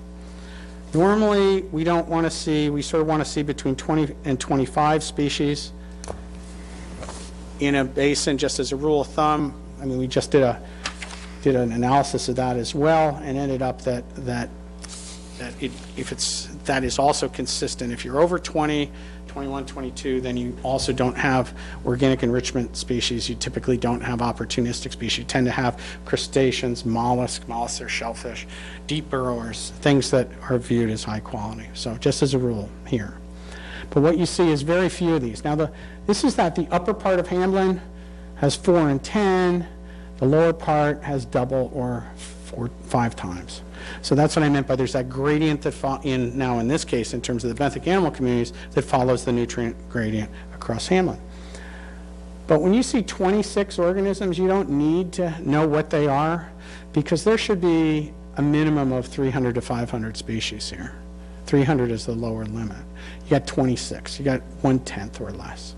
Same thing with Yehu Pond, the upper part of Yehu Pond, 34, the middle part, 141. These are very low numbers. Then you get down to the Great Little River Confluence, for some reason, has, again, very few species. This could be a physical disturbance issue, we're not sure. But then you get into the Quashnet, the upper and lower basins of Quashnet are hideous. I mean, they have 1 organism present, and there's like, between them, they can average 10. There's nothing there. It is dead in the summer, and that matches the oxygen levels, which also are very hypoxic for long periods of time in the summer. Yep. When you say physical disturbance, do you mean boats? Well, it could be boats, but it also could be, it's a very high velocity area because you got all this water coming down from the 2 rivers and they're converging right in this one little spot.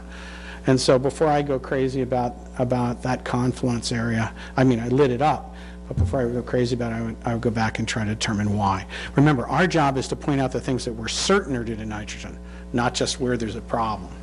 We don't know exactly why there. We don't know why in Great River, for instance, it would be 10 species and why in Little River it would be 19 species, but where they come together it's 4. It just doesn't make any sense.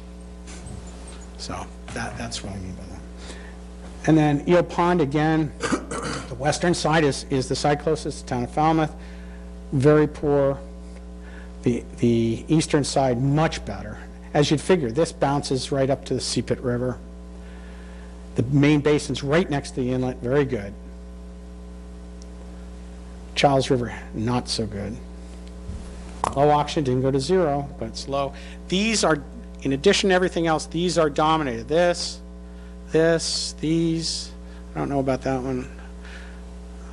This one for sure. These are dominated by stress indicator species. There's high numbers of capitelids in many of these, especially Charles River is dominated by capitelids, which are those small worms, opportunistic species. Opportunistic species are the ones that come in when everybody else is dead. And they're the ones that come in when you disturb an area, like you dredge it, or they come in when you have an oil spill, they come in when you dump sewage sludge in the ocean. Those are the ones that come in. So those are capitelids and tubophysids are ones that EPA has identified, and we have identified as well as ones that are indicative of very poor quality. So it's not just the numbers, it's also who's there. The interesting thing here, Quake Bay South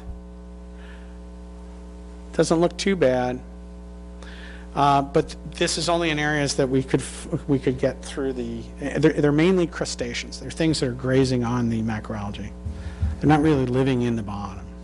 So the macroalgae, I mean, they're not eosinic. I mean, you pull that stuff up and look at it, you're going to find snails and little amphipods and things grazing on it. But the upper basin here is very interesting in that the northern basin of Wequit was a huge amphipod match, which is a transitional environment. It's not super stressed, but it's not super good. It's what came into Boston Harbor when they stopped the sledge dumping, and it greatly improved. The whole system became a mat of amphipods. So it's sort of transitional, and that's pretty much describes the main upper basin. No macroalgae, low chlorophyll, some low, DO wasn't bad, but it's not great. The conditions are just at the border of not great, and so you get that type of community. The point I'm trying to make here is it all hangs together. The loss of eelgrass, the oxygen and depletion in the different spots. When there's a lot of depletion, you see it in the animals. When there's sort of moderate depletion, you see it in the animals. When there's no depletion, you see it in the animals. And in the report, we have all the chlorophyll data. That all hangs together to indicate two things. One, we've lost a lot of eelgrass, and the pattern is diagnostic of nutrient overloading, nutrient enrichment. We have low oxygen, and the pattern and the extent is mainly in this region, always due to nutrient enrichment eutrophication. And the animals match the oxygen, organic matter loading, and also the nutrient distribution. So all of them form a consistent pattern to the point where you can start pulling off the TNs and looking and predicting ahead what not how many animals are going to be there, but is it going to be good, bad, or indifferent. Brian, before you leave this slide, it's interesting that Sea Pit River is so good.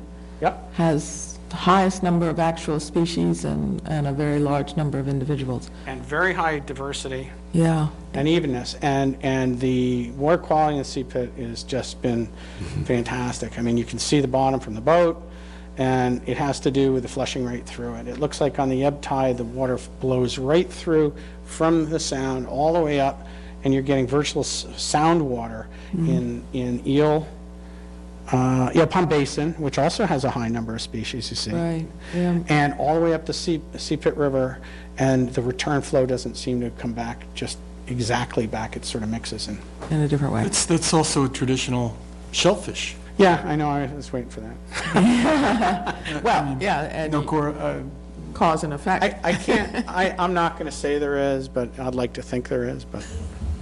But then again, I'm already on record as having that feeling. I think that there's a possibility. I mean, there's such a dense shellfish population there that are filtering that you don't know if that's also helping to clean the water. But you don't necessarily have to have that to explain this. But it wouldn't hurt. Right, and the other thing I want to tie back is that you've identified the sub-watersheds, that they're either bad or good, and ultimately when we start talking about solutions, I think that this particular spreadsheet is useful. Yeah. I mean, what we're really, tonight I'm just trying to get people, not you people so much, but everybody sort of on the page that there can be no argument that this system is impaired. Right. There can be no argument anymore that this system is impaired by nitrogen enrichment. It's just too clear, it's too diagnostic, and too many scientists have concluded the same thing with different data sets. And so that means we get into that slide that says, okay, what are you going to do to manage it? All right, you're going to either manage the source or the flushing. All right, I'm just going to run through these summary tables. I'm not going to go through them, just the red thing. Just to get, the tables are in there with explanations, everything's footnoted, but the critical thing is if there's eelgrass and it's completely lost, and it's not even ephemeral, then it becomes significantly impaired by definition, and that's this row here for eelgrass. And you can see that based on the 51 data anyway, Wequit Bay had eelgrass at the north. Certainly in the 87 data, it had eelgrass at the south.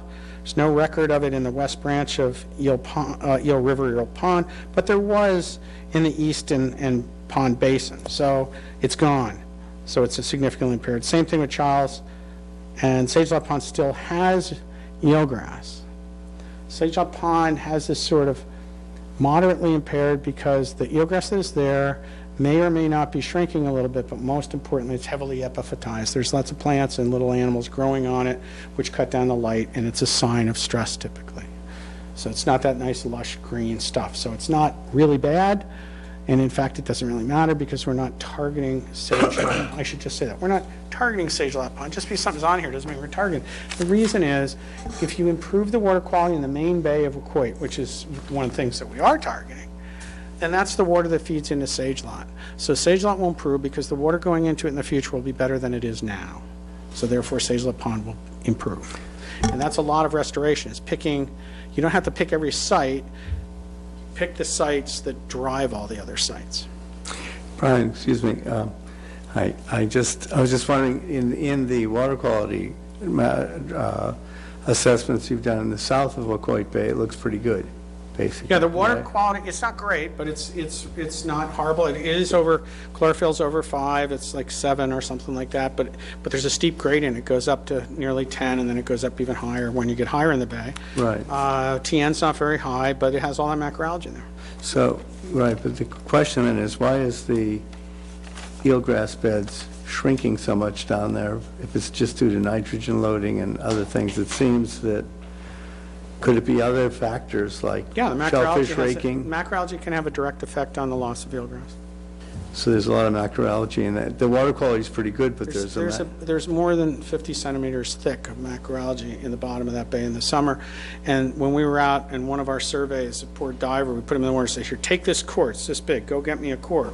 He blew 2 tanks of gas and swam the entire lower basin, and he couldn't hardly find one patch that big.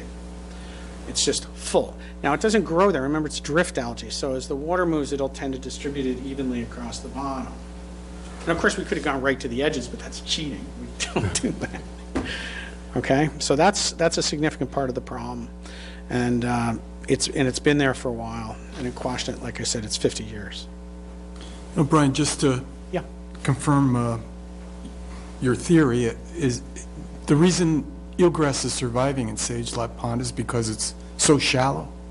Well, it's got access to light? It's not super shallow, but it is shallower, but it's not as shallow as parts of Upper Hamlin or parts of Yehu or parts of Little River where it hits Hamlin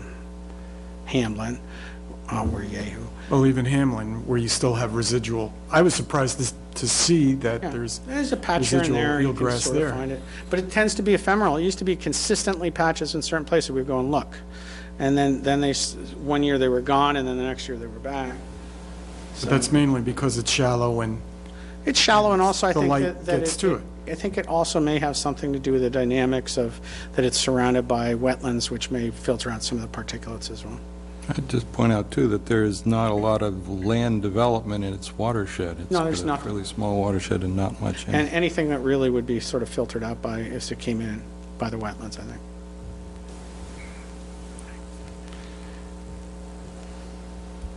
And like I said, I mean, it still has eelgrass, so it only takes a little tiny improvement there to bring that back to really good. So that's another reason we're not worried about. Okay, this is the old stuff we did. This is from the first report. And we see the same. I mean, the Quashnet River's in horrible shape, all right? It's heavily nitrogen enriched. It's been nitrogen enriched more for longer than any other part of this system. It has a very big watershed is part of the reason. And if you look at Quashnet, I mean, it's like, I mean, the best you get is that it's significantly impaired. The reason it's significantly impaired because the oxygen didn't stay at 0. It drops to 2. But for chlorophyll, Upper Quashnet had chlorophylls over 100 micrograms per liter when people start worrying about impairment when it goes over 5. Okay, so that's 20 times what people, it was actually went up to 120, 130, something like that. So it's heavily nutrient enriched. Part of it may have to do with flushing, may not. but in any case, it is. Hamlin Pond, when we did this analysis, is 2005. Hamlin Pond was sort of okay, still had some eelgrass in it. The infaunal animals in the lower part of Hamlin were pretty good. In the upper part, they were more impaired, so it can't be given a high quality reading. It did have some high elevated chlorophyll, up over 10, 15, and didn't have any macroalgae. Little River didn't have any macroalgae. Yehu Pond and Great River didn't have macroalgae. It's probably the reason why the infauna communities are as good as they are in those systems. They're not being smothered, and the chlorophyll wasn't arbol in most of them. Yehu did have, it's more isolated basin, and it did have some blooms that bring it down to significant impairment. The infauna, significant impairment in Yehu is in that large part of the basin, is that deep basin which goes very low oxygen. I didn't show you the data, but it's in the report. I mean, but if you think about what I just said, all that blather that I just went through, it's the terminal basin. It's these isolated upper Eel River, it's Childs River, Quashnet River, Hamlin, Yehu. That's where we're worried about the big impairments. The main basin's impaired, but the upper part is, and it's the lower part because there's macroalgal accumulation. So we have all these little tributaries. If you go to other systems on the Cape and you look, you will find the exact same phenomenon. It is these small tributary basins that typically get hit the worst, because that's where the nitrogen coming from the land through groundwater or streamwater is focused. If you think about it, all that water coming down the Quashnet River goes into the Quashnet River, and a little bit then of additional groundwater next to the river. All that water coming down the Charles River goes to the Charles River, and with a little bit of groundwater as it moves down along. Same thing, Eel River doesn't have a stream really to speak of any big size, but the groundwater tends to always be focused at the head of the system, and that's why they tend to be so enriched. Plus, the heads of these little tribs are the farthest from the tidal inlet, which carries into the system the high quality water. So they're farthest from the good water quality source, and they have the poorest flushing, and they get the most nitrogen load per square foot. And then, of course, what goes into Quashnet ends up in the main bay. What goes into Charles goes into Eel Pond, things like that. So what we see, though, is the restoration goals are to try to bring back eelgrass habitat in really the lower bay, lower Eel Pond, which would be Eel Pond, not Eel River. Restore a little bit Sagelop Pond, Hamlin, and definitely Hamlin and Yehu ponds. Those are the areas that we have very highly documented historical changes in eelgrass. And so that's what we're targeting for eelgrass. But we also have these benthic animal habitat problems where we have no history of eelgrass, like in Quashnet, but we have to worry then about benthic animals. You're not allowed to write it off because it didn't have eelgrass. You then have to step down to the next thing, which is the benthic animal species. The nice thing is benthic animals are more tolerant to nitrogen loading than is eelgrass. Well, and these are all the targets. If you look in Quashnet, illustrate the point, set a threshold of 0.5, that's for this region. Most of the thresholds that were found for the 59 embayments we've done have ranged between 0.45 and 0.55, but almost all of them are 0.5. We just completed analysis of 611 sites, and it came out that if you want to hit that 20 to 25 number, then 0.5 is the number that you use. So we have an independent analysis cross estuaries that indicates that as well. But also, if you just look within Woquoit, you'll find the high-quality sites are right about there. For the rest, the threshold selected is actually the same as for Pompanesett. It's based on both inter-system comparison, but it's also based on Woquoit. If you look at Woquoit, you go down to this region here. When there was a bed down in this region, the bed was existing at an average TN or a tidally average TN of around 0.385. Or 0.395, and it was disappearing. It was slowly going away. It was persisting. It persisted all the way through the 80s and the 90s into the 2000s, and it was just hanging on, but it was slowly dwindling at that level. And so that means that level is slightly over the threshold. If it was under the threshold, it wouldn't be going away. But it's over the threshold, so it's going away. So that's that, and then we have other presentations in Chapter 8 and Chapter 7 that go into the more details, but the reality is that this number's held up pretty well. We have evidence from in here where there is eelgrass, and also in Yehu and Hamlin, where there was a little eelgrass, and there was a little eelgrass in here, that for some reason in Hamlin, we were finding it at these levels. In Yehu Pond, we were still finding eelgrass in this system when we were measuring, because we started way before it disappeared at this weird concentration, which we tried to stretch it as far as we could for you guys, because every tenth, every hundredth in a threshold is more nitrogen removal and more nitrogen removal and more nitrogen removal. And we could justify that based on Yehu Pond specific site measurements. Warren's Pond is 0.45, so it's not like this is weird. It has to do with how shallow it is, Virginia, you know, and so it is the depth, and it is the flushing, and it is what measurements you have from the site when it's there. And we still had it there, so we could do those analyses. Okay, well, as you can see, these levels are considerably higher, all of them, than these levels. Eel River here is 0.5 because, again, there was no eelgrass up in here documented. So that's the benthic animals. Oops. What are you doing to me here? That's the 0.5 is the benthic animals, 0.38 is the eelgrass. Okay? These are the target sites we have to try to achieve these levels. That's what these dots are. This one goes to that dot. This is Charles River, and on and on and on. And the reason is, I said, Hamlin Pond, Yehu Pond are isolated enough water bodies that we can't just put something here, put a target here and expect these to make it, or put a target here and expect that to make it, okay? Or that to make it. These are isolated enough the way the circulation goes that you really have to track each one of these.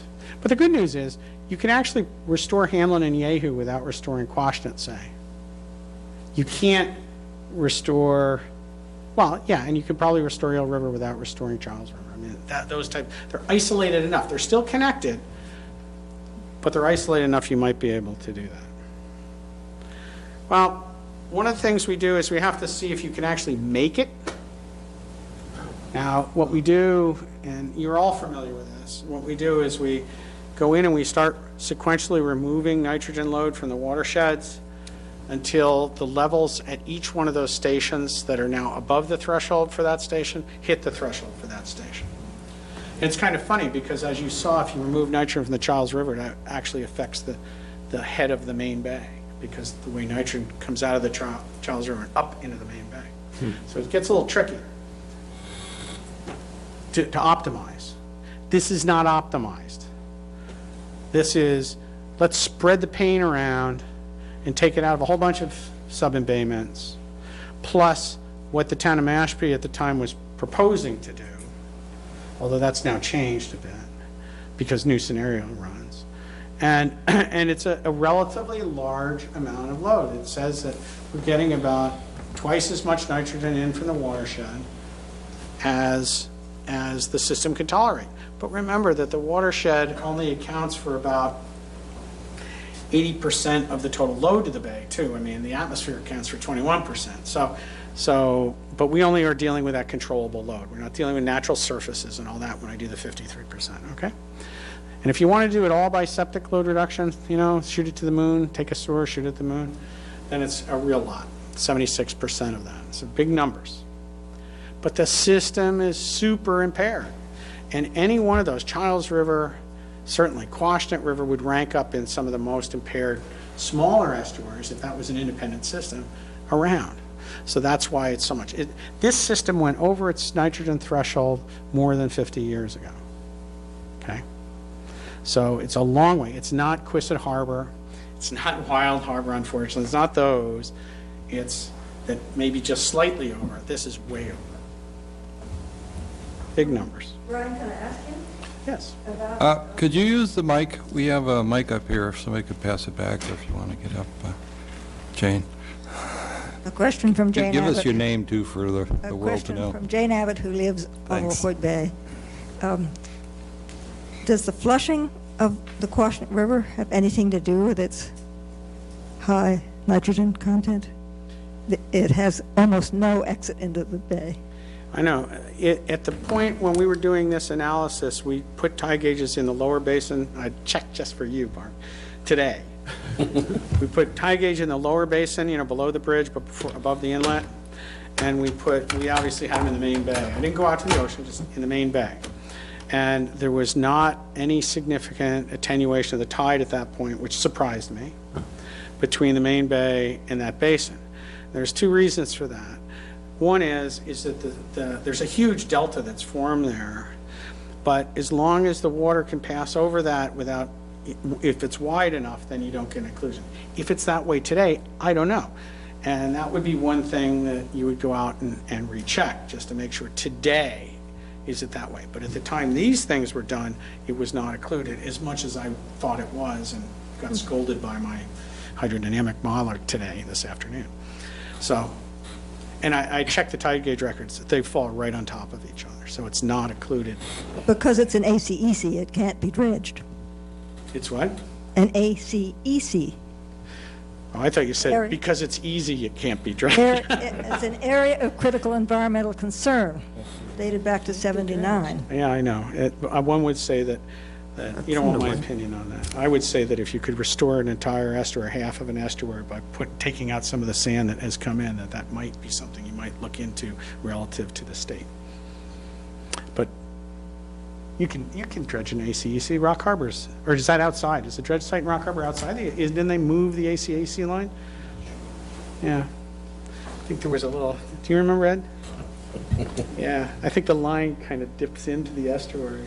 They can dredge the inlet. Anyway, but those are the problems we grapple with. It is sand mainly. Okay, you guys already know this, but in this implementation design phase, the town's been using the model to look at management options, but I think for WCOI, we're just sort of partway into that at this point. I should say, though, that the town, Mashpee's run 9, is that right, Ed? 9 scenarios now in that region, plus the ones that are in the report for our standard scenarios, to try to refine down what the town wants to do in the eastern side. Okay? What they can do. I mean, they can't like start digging up Falmouth Road, so the Mashpee side. And we haven't done, just because you've just gotten the report, not because you haven't done anything, but because you're just getting the report, you couldn't run any scenarios till you had it. But they got this earlier breakout. All right, the options, they're hydrodynamic options, and like Jane, I tend to agree that one of the things to look at, though, is to see if that's occluded, just so you know. It's always good to know things. And then see what you can do. But none of the other, I looked at all the other tide gauges, I could not find any significant. And what's significant mean? A couple of percent is significant. A drop in tide, where the tide coming in from Vineyard Sound to Nantucket Sound is big, and it can't top out because there's a blockage in Childs River or any of those. We're not finding. It's flushing fine, unfortunately. Natural attenuation options. There is one potentially in the Quashnet River, right? Maybe, maybe not. But there's others as well relative to some of the streams and ponds, but not too much still. I mean, most of WCOI's been open spaced, and it's actually in pretty good shape. What we always look for, though, is man-made ponds or ponds that have been altered, that then can be restored to natural function in a manner that restores them to natural function, but also helps their nitrogen removal capacity, because they naturally remove nitrogen. Every time I say that, somebody says, oh, you're going to engineer the ponds for nitrogen. No, if you just put them back the way they should be, they do it on their own. Shumet Pond removes half of the nitrogen that it passes through it. Nobody's doing anything to make it do that. It just does that. That's what they do. Many of the ponds on the Cape remove between, usually about 50%, some a little lower, some higher, but 50% is about what we find on average. Source reductions, towns are already thinking about, or at least talking about, fertilizer education and bylaws and such. That's fine. I did look at the Falmouth bylaw and what it would achieve relative to the loading from fertilizers that we have in the MEP, which would be actual existing loading, and it actually would hold the line or even slightly reduce it. So it actually would be a benefit. You would get some benefit out of that. The Nantucket bylaw, as it was drafted and given to me, would not. If they actually implemented that on Nantucket, it would increase their load about threefold. So you've actually designed your bylaw in the right way. And then wastewater options, we all know. I mean, we're up to our eyeballs in trying to deal with these. With what type of wastewater. There's a million different ways to cut that one. That, you know, everybody, we know that. And then there's what I don't have here, but it goes under natural attenuation. We have in estuary options as well. In Wacoit, there's been experimental work on using some macroalgal uptake of nitrogen. It's a little harder in some ways. We have looked at, in other systems, harvesting, but you know, macroalgae, but that's a problem because you get bycatch, and it's very difficult. You get all the little things that are floating around, and it's a problem, and so it's not really functional in this region yet. And of course, then there's aquaculture. And Wampanoag tribe and Rick York, who's the shellfish constable, you've done that, in Mashpee, have been working on aquaculture in Pompanesett Bay, and their sites in Wacoit as well. So those are things that have potential value, as well as in estuary options. And the town of Falmouth knows this because you're already up to your eyeballs relative to getting pilots off in Little Pond, for instance. So those may have that. It's another system where you might get value out of that pilot experiment. So Brian, you have any examples of harvesting macroalgae? No, we looked at it in 3 bays, and we just ran into about 50 rock walls in terms of trying to get it permitted, and the arguments that the regulatory agencies are making actually sort of made sense. So it became very hard to continue pushing against them. And that was that you're dragging out a lot of animals. Yeah, you're with taking it? out a lot of animals. You maybe take out larvae. You know, there's lots of things that you're disturbing, not just the macroalgae. This is just regular, natural set macroalgae, not that you're growing it, but it's there, and you say, I don't want it there, I go collect it. There's other problems with it in that you break it up. If you have, a lot of this is ulva, some of it's cladophora, the famous cladophora in Wacoit, and the problem with some of the harvesting things, they break it up into little chips, and then those little chips go back in the water, and they all grow new plants. And so you run into problems that way too. But you do get the nitrogen you took out, but the problem doesn't go away. This is where we find ourselves. We find ourselves over then in the next step after the TMDL is these management scenarios. You have to continue monitoring these systems, because what happens is that the implementation process is taking so long that what will happen is the big fear is that something will change in the system. Wacoit's another poster child for something happening. Pleasant Bay is the classic poster child for new inlet, blah, everything changes. But Wacoit, it already happened. Wacoit came in my world first. Wacoit in the 38 and then 44, I think, but certainly the 38 hurricane, the tide range of the system, the inlets changed, the tide range changed, and all of the salt marshes in Wacoit went from being dominated by Spartina patens, high marsh, to being more associated with the estuary, low marsh, Spartina alterniflora. Wholesale change. It all happened in a few years. And it all happened because of a storm, and those storms come again. Catena, same thing. That's something that nobody noticed at the time, but it did happen. And we continue to get things happening, and we want to make sure that nothing is changing in this system that would alter your plans. And so what we've done now, like in this system, now we're on a lower energy effort maintenance sort of monitoring, such as we have like in Little Pond, say. Okay? And then the reality is that it really doesn't take a long time to start seeing good things happen. If you think of it, nitrogen goes in and you're worried about phytoplankton blooms, but you know, phytoplankton don't live very long. week, 2 weeks, so you can get rapid changes if you start starving them of nutrients. Animals, populations recover relatively quickly. They won't recover to pristine, but they will start to improve very quickly, as we've seen and documented in Boston Harbor within a year or two, 3. The problem is that to implement this is a lot of planning, outreach, funding, and that's really, as we all know, the current holdup right now. Brian, how long does it take for the macroalgae to disappear? If you can starve them, you know, I would say actually relatively quickly, except for one thing. It will equate the main basin, just that lower basin, not in Quashnet, not in any of the other, that lower basin. It's going to take a lot longer than I would think it would, because right now they've gotten in there, all the propagules are there, and they reoccur, and the nitrogen concentrations are not super high in the lower basin. Now, what we haven't done is determine if the macroalgae is coming in. It's moving. But we just completed a huge study of multiple estuaries, actually in Falmouth, looking at macroalgae, and does it grow in place, or does it drift in? And the answer is at least grows in place. So that would mean that this is probably growing in place, and I just have no idea at this point, 10 years maybe. Remember, you got a 50-centimeter pile, but I don't know. That's a guess. What if you dragged it all out into the sound? If you could do that, you know, then you'd be then fine.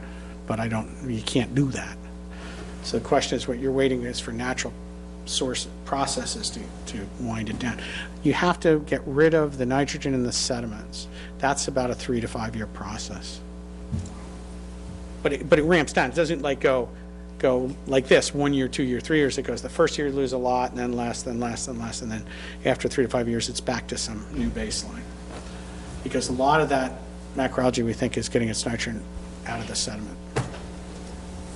And then it dies and it goes back into the sediment, and then it comes back up, and you're not getting a big loop going on. Okay. All right, well, why do we think we can do this, at least in our southeastern Massachusetts estuaries? I mean, we have the Chesapeake Bay. Everybody always brings up the Chesapeake Bay.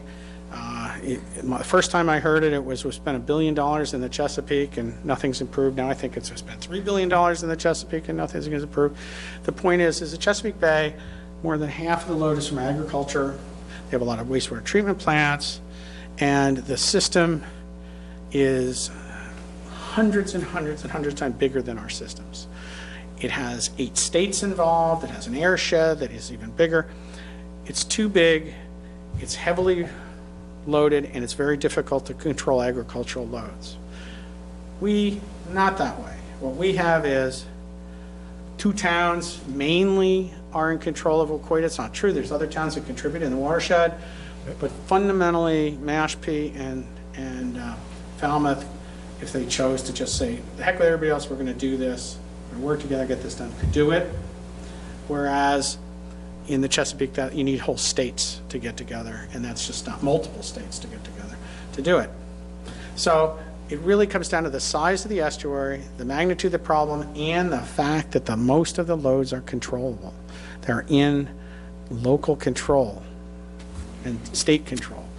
So they're not agriculture, which is usually exempt from things. It is septic systems, it is lawn fertilizers, it is impermeable surface runoff.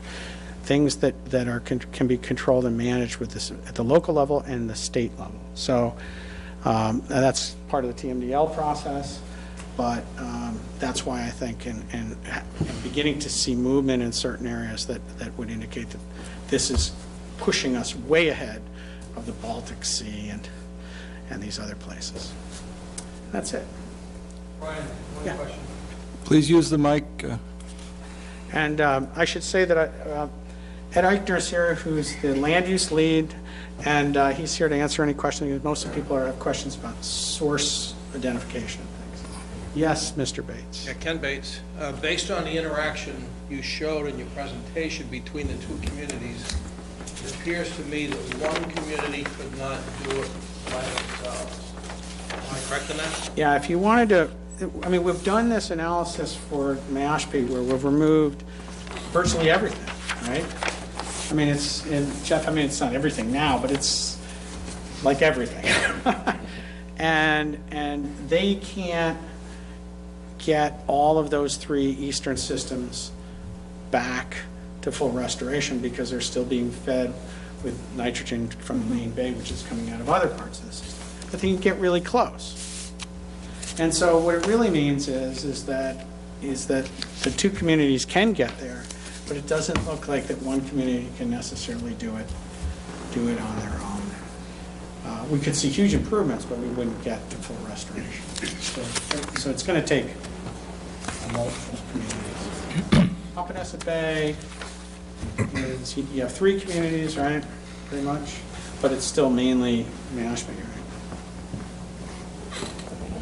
Papaneset Bay, sure, is 70-75% Mashpee's load, And then you look at Barnstable and all of Sandwich. the other estuaries in Falmouth, except for Kansas, Squetig, and you guys pretty much control the universe on those.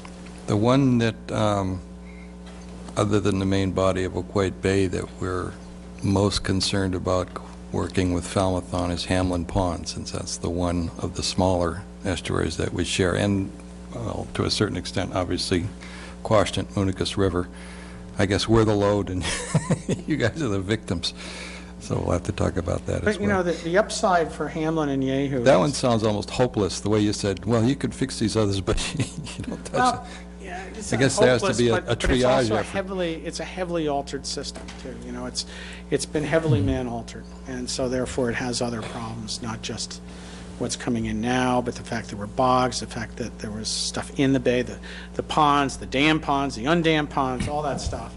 There's a lot going on in the Quashnet that needs to be dealt with, not just looking at nitrogen and concentration. The nice thing about Hamlin and Yehu, which are sort of premier resources in the town of Mashpee, are that you get, even on your own, you can get really, really, really close to full restoration. And I think those were at build-out, right? So that's at build-out, which means if you implemented, you would get restoration now, and then it would only be towards the end of build-out where they'd start to tank again. Yes, sir.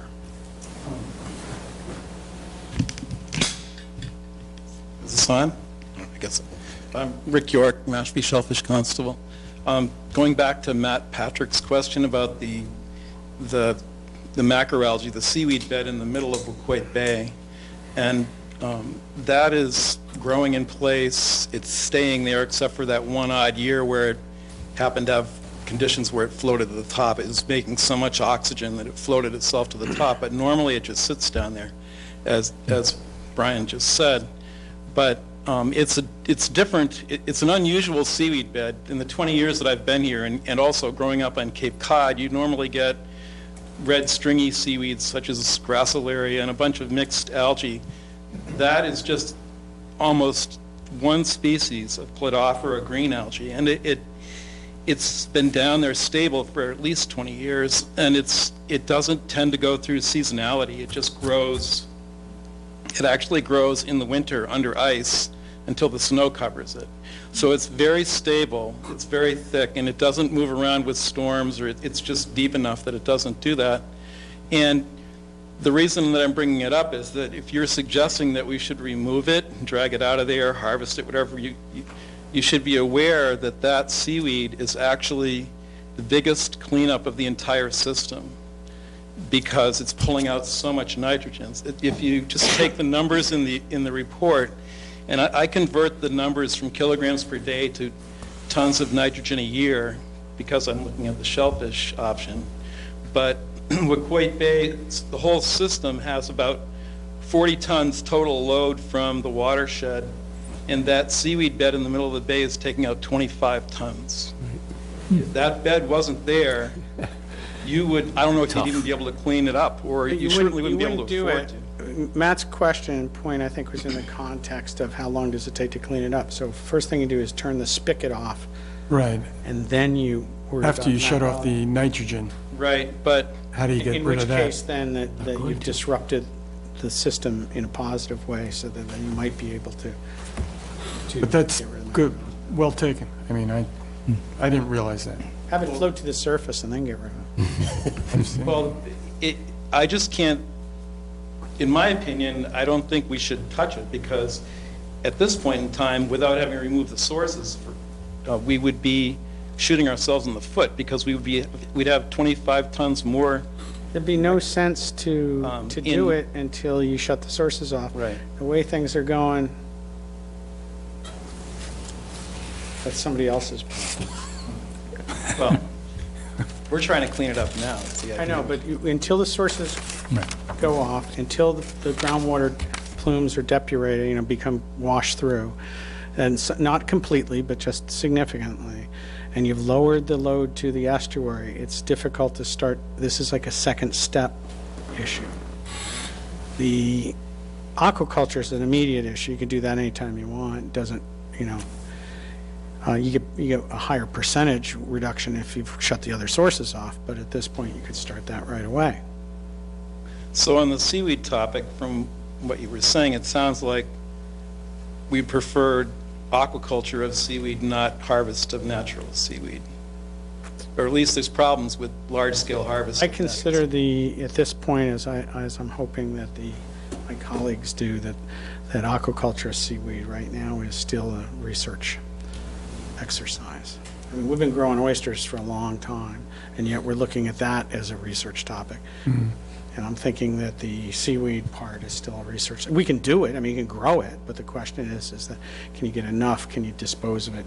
I mean, I know they want to sell it, but yeah, it's the market that's the problem. So I think it's interesting, and I think that right now we're in the world of that we need as many interesting things to try to diversify our options. It used to be, we started this years ago, Tom, when we were here like in 98 or 2000 or whatever we were talking about, is sort of one solution. Now it's like maybe cobbling together 5 or 6 solutions into one big package for a system to cut the cost. Yeah. I just had one other comment on the report, and that is in the Jehu Pond, Hamlin Pond, Great River, Little River area, the benthic flux. Once again, converting this into tons per year, the watershed septic or wastewater load to that area is about 10 tons a year, and the benthic flux, in that case, since it's mostly just bare muck and it's generating nitrogen, it's the cumulative impact of the decades now being a big source, and in those areas, as you said, it's coming out of the mud, and so we have about a 10-ton per year load from the watershed from wastewater, but the benthic flux in that area is 15 tons. Yeah. So it's the same as I said for the macroalgae. You have the macroalgae there. They die. They contribute nitrogen and organic matter back into the sediments, and it's regenerated. And the new macroalgae take that up, and they recycle it many times. And sort of not a closed loop because some gets out, but in a relatively tight loop. It's hard if you think about it. How are you going to get nitrogen from the mud out through half a meter of plant matter that wants that nitrogen, and you expect that to diffuse up through and not be taken up? No, uptake is seconds, not. So the same thing with Hamlin and Jehu, except we don't have the macroalgae. What we have is it comes out of the sediment, goes into the water column, but these systems are these little tiny rivers with a big basin. And so we're getting is a lot more coupling of the water column and the sediment in those, and so you're getting that back in. It's all recycled. And so what you do is if you can cut off the load coming in, then that starts slowing down the storage battery of the sediments, and they lower their load, and so they lower together. And that's, that's, again, it's the same concept as the macroalgae in the main bay of recycling. You can't get out, but it's just a different process. One's macroalgae, one's phytoplankton. So if we reduce the whole 10-ton septic load or wastewater load, would the sediment eventually go down to acceptable levels for the whole system to be restored? Or if you lower what goes in, then the sediment load equilibrates to the new load. It will never go to zero. I mean, like if you have a positive, 15 tons, it'll never go to zero because you still have some nitrogen coming in from the sound. There'll always be nitrogen in the water moving around. It's just that right now, the dominant high-quality nitrogen, if you want to think of that, is the watershed nitrogen. What comes in from the sound, a lot of it doesn't really interact, and what comes in from the watershed, 100% of it interacts. So at some point in time, if you reduce the watershed load, the benthic load in that system would be low enough for restoration. Yeah, and we've done that experiment. We followed up on the New Bedford outfall when they changed their the way that they discharge, and then we followed up on the Wareham wastewater treatment plant. When they upgraded, we were able to track the change in the sediments to mirror the change in the load coming in to the head of the estuary. Thanks. Brian, that raises a question for me. You just delivered, the report on the 3 options we were looking at for... Yeah, scenarios, yeah. Yeah, and, well, those, whatever. And we were not able, and this includes taking all the wastewater from the Falmouth side and sending it somewhere else. You were included in this. Tell us where. Not from the whole bay. As an exercise, there were 3 options. One of was you guys take care of your stuff and get it out of the watershed. The other one was you send it to us and we take care of it. There was some kind of cooperative effort. I don't know, 2 of them were that. In any case, because we were testing 2 different things at the same time, so we needed 3 alternatives. But in any case, when you ran your model on that for build-out, how does this reduction of the benthic flux component, the load, come into that? I mean, is that like just the day you hit build-out and we stop the water coming in, but you still get the benthic load? Or is there a way that you run a time series and you when you're eventually... lowering the load, you're lowering the new nitrogen coming in, which is mainly comes in instantly fertilizable fashion. It's coming as an ammonia and nitrate. It's not coming in as dissolved organic nitrogen, which comes in from the ocean. It's not coming in as particulates. It's coming in mainly as nitrate through groundwater, some ammonia. So it gets in, and we can see it even in the most eutrophic systems that almost immediately that's taken up. I mean, you go to Green Pond, where there's a stream coming in the top, has very high nitrogen in it, and you can't hardly detect the nitrate right almost just a tiny little stone's throw from where the stream discharges all this nitrate in. You can't see it because it's all been taken up by phytoplankton already, okay? So that phytoplankton then is what contributes to the sediments. And what we do is as we're lowering the nitrogen load, then we say, okay, we can come up with what the particulate concentration coming in from the ocean is, and the particulate concentration that would be generated. We can say, well, we're not going to lower the particulate concentration of Vineyard Sound. We might. I mean, if everybody does this, it might, but we're not doing that. So that'll be our safety factor. So what we do is we then say, okay, we can't lower that, but we can lower the new phytoplankton based on the reduction in nitrogen. That's what we do, and then that changes the deposition. And then that changes the flux. That's how it works. So we actually take into account the change in the nitrate tons per year that enter as it affects what goes into the sediments, and what goes in the sediment affects what comes out of the sediments.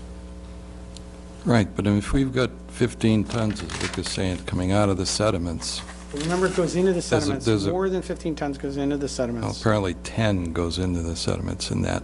Do you really want to? Yeah, I mean, just using Rick's numbers, but say we get rid of all of the load coming in from the watershed that we can, and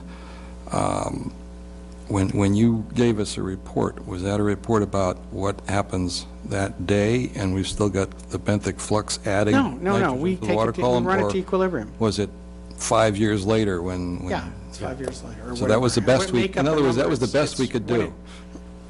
It would be what it would be when the system comes back into equilibrium with a new load. Because we didn't meet the targets for either of those water bodies. Oh, but you came so close. After all of that. Come on, I actually, helped write those, and I know that some of them made it, and some of them, Jeff, were so absolutely close that. They're in that. And each of the scenarios have.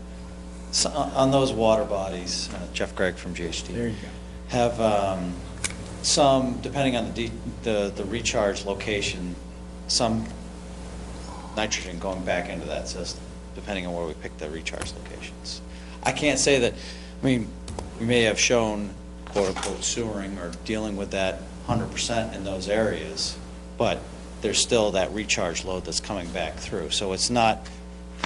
Well, for goes magically over for those 2 small watersheds, the Jehu and the Hamlin Pond, we didn't have any recharge going back into those. But the we flow still would meet the target. The way when you, I don't want to get into the details of all of this. But when you look at the rainbow spreadsheets and you work through that and use that model to kind of build the basis, that's how I kind of checked to see how close we would get, thinking that I would get pretty close, and then give that information to MEP so that they can run it through and actually do the analysis.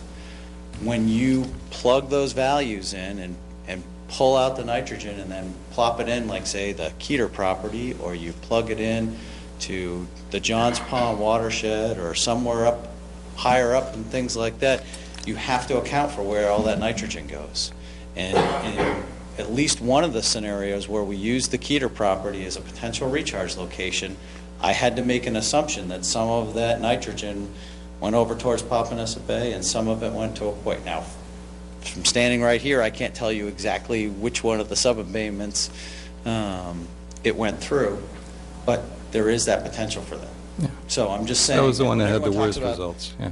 100% removal, I mean, we maxed it out, and one of the things that I noticed today as I was going through and drafting the alternative report, from when we ran the scenarios the first time, we actually hit all those targets. When we ran the first 5 scenarios, all the ones that we did, plus the ones that were the 3R, the Nitrex modified, all hit all those targets on that side, because we made some, we did some different things in the watersheds.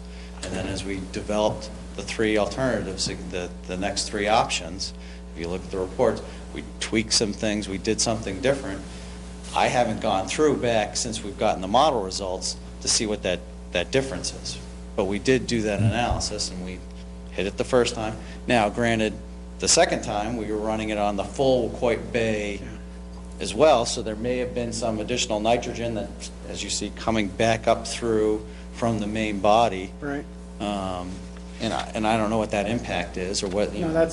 it was the effect of the main bay, the fact that we actually had numbers for what flows in now under different scenarios.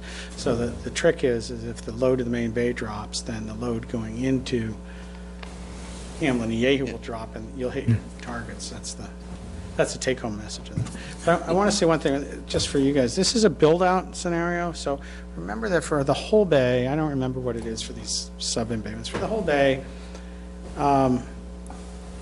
septic only accounts for 56% of the nitrogen load. All right? So then you go and you say, okay, well, then we go to build out. It's still only going to count for 56%, but you're going to increase everything except for the rainfall by 41%. You're going to increase basically half again, right? The impermeable, the fertilizers mainly, and the septic. So what we're doing is we're moving a piece of that 56%, but of course the reason we're moving a piece of the 56% and running these scenarios. Tom says remove it all. You heard Jeff, that's right, I'm on board. But you have all this additional load that you're not removing, that you put in there, but you're not removing. And that's one reason you're having problems. You have all these other loads that go up when you build a house that aren't just the wastewater load. Okay, so that's a significant part of your problem. Okay, but what you miss is you're really close, but it's build out. Yeah. And one of these times I'm going to make everybody chant, build out is a fantasy. You don't really know what's going to happen when it's all done. You do, but I Well, the problem is, again, with Jehu and Hamlin Pond, they're already built out. Yeah, I mean, Hamlin we're Pond just is, about but you there had- on both of them, and those are the worst ones in Did terms of Hamlin the make it? results. No. No, I think Hamlin and Jehu were the 2 that didn't. I mean, one of them was like 100th off. Yeah, it's like silly. It was silly off. And then the other one was a couple hundred. Yeah. 3 of them. But that's, I mean, it's just way out there. So it's just, I mean, you're so close and you're dealing with build out. Whereas, all of a sudden you do, a fertilizer thing, and then all of a sudden you made it. I mean, you're so close. Brian, Can you go back for a second to that Put in slide aquaculture. with the blue and red dots where you're validating the model against the data? Yes. Yes. Why is the standard deviation on the data in so many cases so much bigger than that predicted by the model? Oh, that's not the standard deviation on the model. Oh, yeah, okay, you know that. The upper triangle on the blue dots is the predicted average low tide, slow slack tide concentration.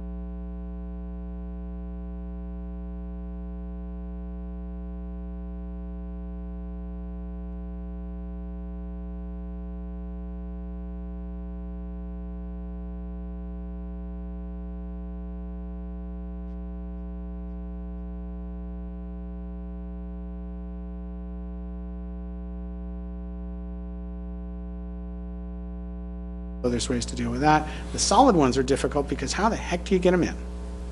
So a lot of people are leaning towards some of the injectable walls because then the installation costs and the permitting costs are done. But that's, I mean, you guys have people working on that. I'm going to be very interested to see what they come up with because there's tons to do and it'll be nice to see that. So I don't see a problem with permitting as long as you get them in. What was proposed for Wacoit on Seacoast Shores was fundamentally dig a trench. And then when it wasn't dig a trench, it was dig a zillion little trenches. And then it was dig trenches and pump it inland. And then, I mean, it goes like that. So it was a design issue, not necessarily the fact that the concept of permeable reactive barriers is a bad one. It works. We know. We use it in Superfund sites. We used it at Schumett for phosphorus. It works. But it has to be done right, like everything else in the world. It's how you do it, not just, that you do it. Same with aquaculture. There you go. Right? It's how you do it, not just that you throw some spat in the water and run away, right? Brian, I'd like to say a few things to our colleagues in Mashpee here, because it's the first time we've met officially, and it's high time we've met officially. Maybe the last time. Well, it won't be the last time. But Falmouth has 14 estuaries. We have about a third of all the estuaries on Cape Cod, and most of them are just ours. We don't share them with anybody. The one we share with you is Waquoit Bay, and until tonight, we haven't had the detailed information about Waquoit Bay that you've had for a very long time. So you're way ahead of us as far as thinking about Waquoit Bay and thinking about the trouble spots and thinking about what to do with them. And we need to catch up. Waquoit Bay has been important to us, but in the absence of having detailed numbers, it's been hard to address it in a detailed way. We have a couple of advantages here. One is that we're sharing the same consultant, and we're going to download his brain on this so that we can get up to speed as soon as possible as to what the opportunities are in Waquoit Bay.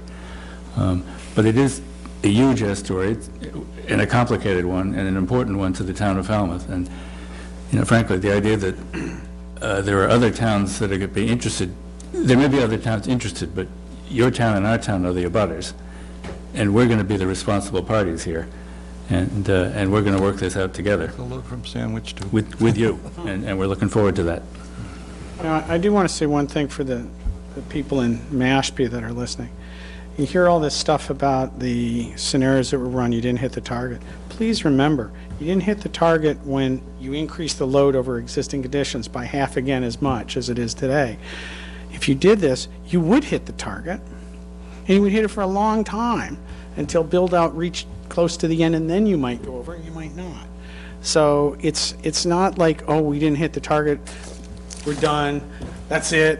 It's like, no, you actually fully restored the system, and you probably restored it for 20 or 30 years before you finally got to the end. And I think that's important. We're worried about forever. Of course, there is no forever in this game, but we're worried about long term. A lot of people are worried about the next 20, 30 years. If they invest in this to do it, will they get a fully restored system in the short term? Yeah, they will. Not a fully all Waquoit, but this is just the Hamlin-Yehu part of the system.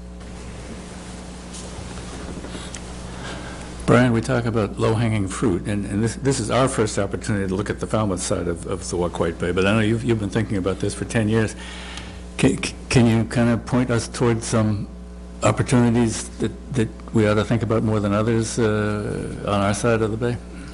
Yeah, I mean, the Charles River, because it affects the main bay more than some other things do, and it has some potential, I believe, although it doesn't jump out at me what. It may have some potential for some other types of interception, and I'd have to check to see what the regulatory stuff is on that land. But and then the Eel River system also, the upper part of that is really not too far over the edge, and that might be something. The nice thing with Waquoit, I said it in the beginning, I want to emphasize it here, it's such a big bay with these tribs that it's almost like the tributary systems are quasi-independent. They're not independent. We can see that. I just said Giles River affects the main bay. Fine. We know that all of them affect, well, Giles, Quashnet, Hamlin, and Yehu affect the main bay.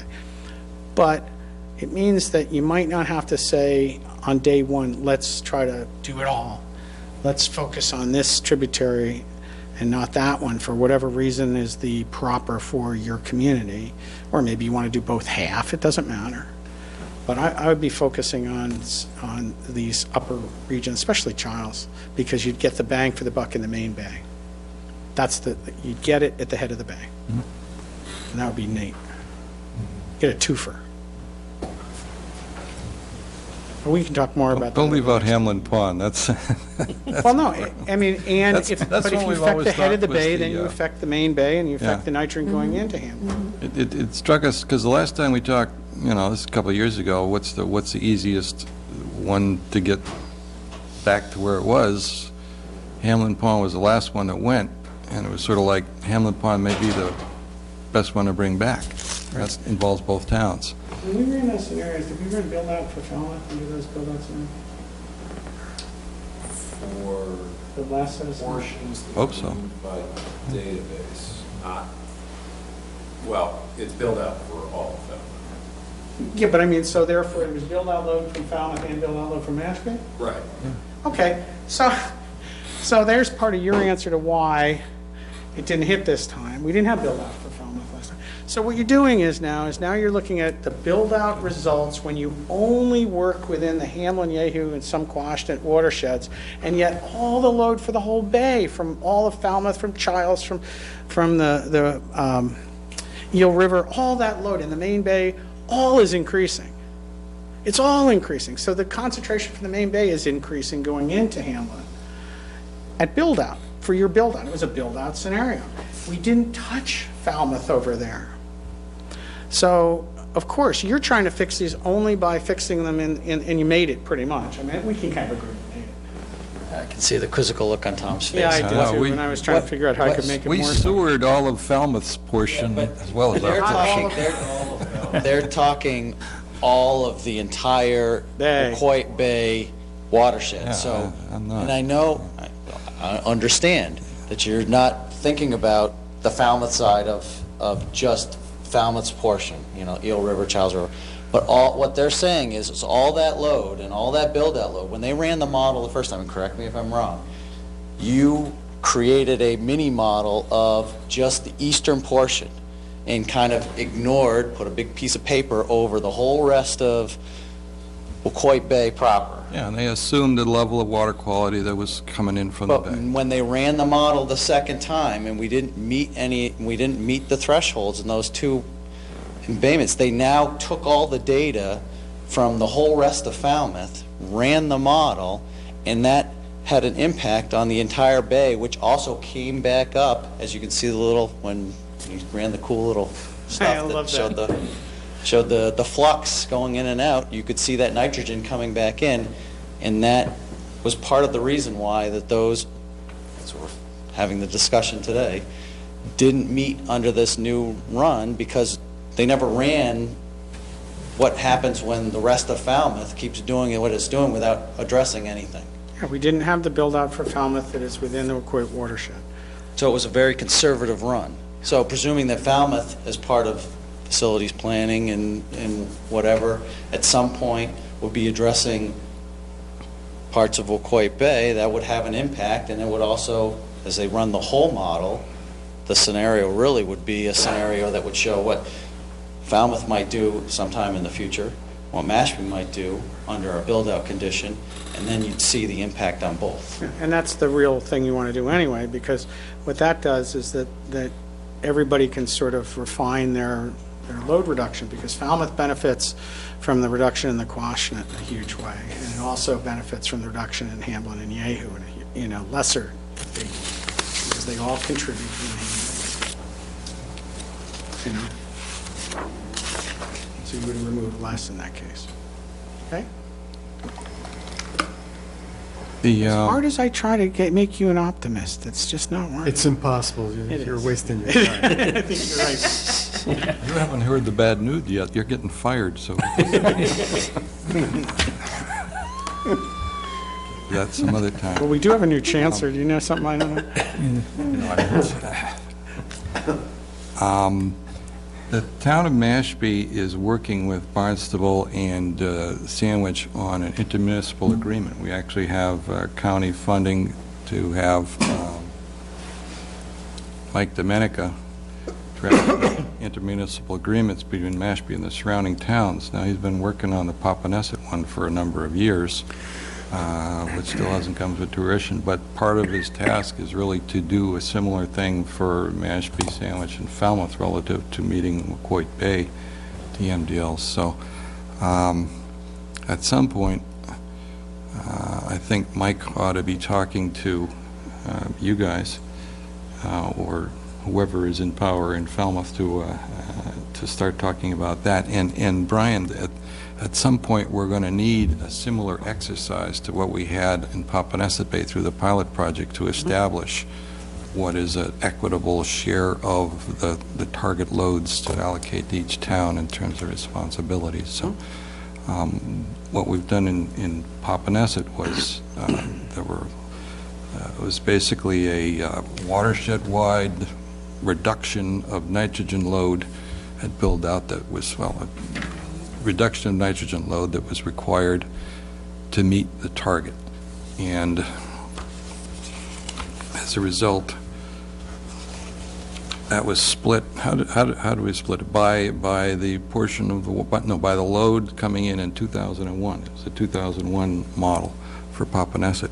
And so each town got the same percentage of load as where they were contributing in 2001.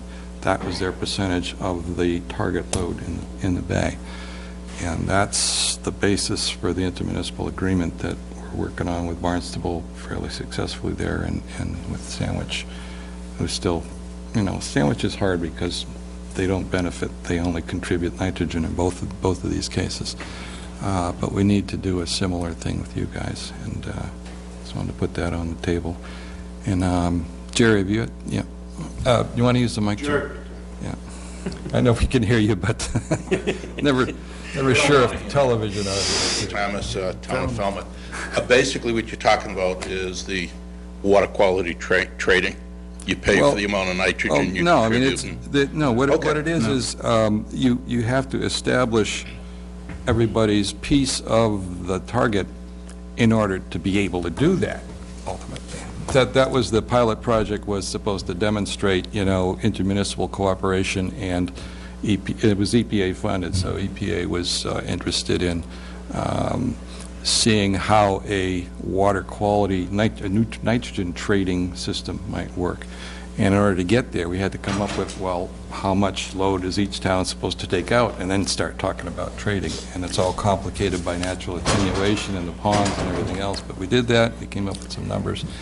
And at some point, we need to do a similar thing with Falmouth. I think we can do it, but just prepare yourself. Yeah, this sounds like a planner's dream. At 9:45 at night, it's probably not one we're going to be able to take up. This is a 3-month exercise. Yeah, no, I'm just a meeting. Putting that on the table. That was on the agenda, by the way. You saw that. I did, and that's our response. Like Pompanesett, which you want to use as a model, you have to do it for each one of those stations. So you're not going to... Yeah, see, we had one target for Pompanesett. We have a lot on our plate, and we'll put that on the list. Yeah, just so I clarify, when you say each one of those stations, you mean each one of these little dots? Just like there's Sentinel stations. Sentinel stations. Yes, there's 1, 2, 3, 4, 5, and maybe 6. So for Poppy, there's 1. And so you had all the loads coming to a single point. Yeah. And this one now... Yeah, one TMDL for Poppy. We have a TMDL for Hamlin Pond. We have a TMDL for Zayu Pond, Great River. Got it. You know, another one for Unicus. So, yes, you're right. It is going to be more complicated. But for the ones that we share, I think we need to figure out how we're going to treat each of our citizens fairly in terms of who picks up the load. Okay. All right. Thank you, Brian. Yes, thank you, Brian. Yes, that was good.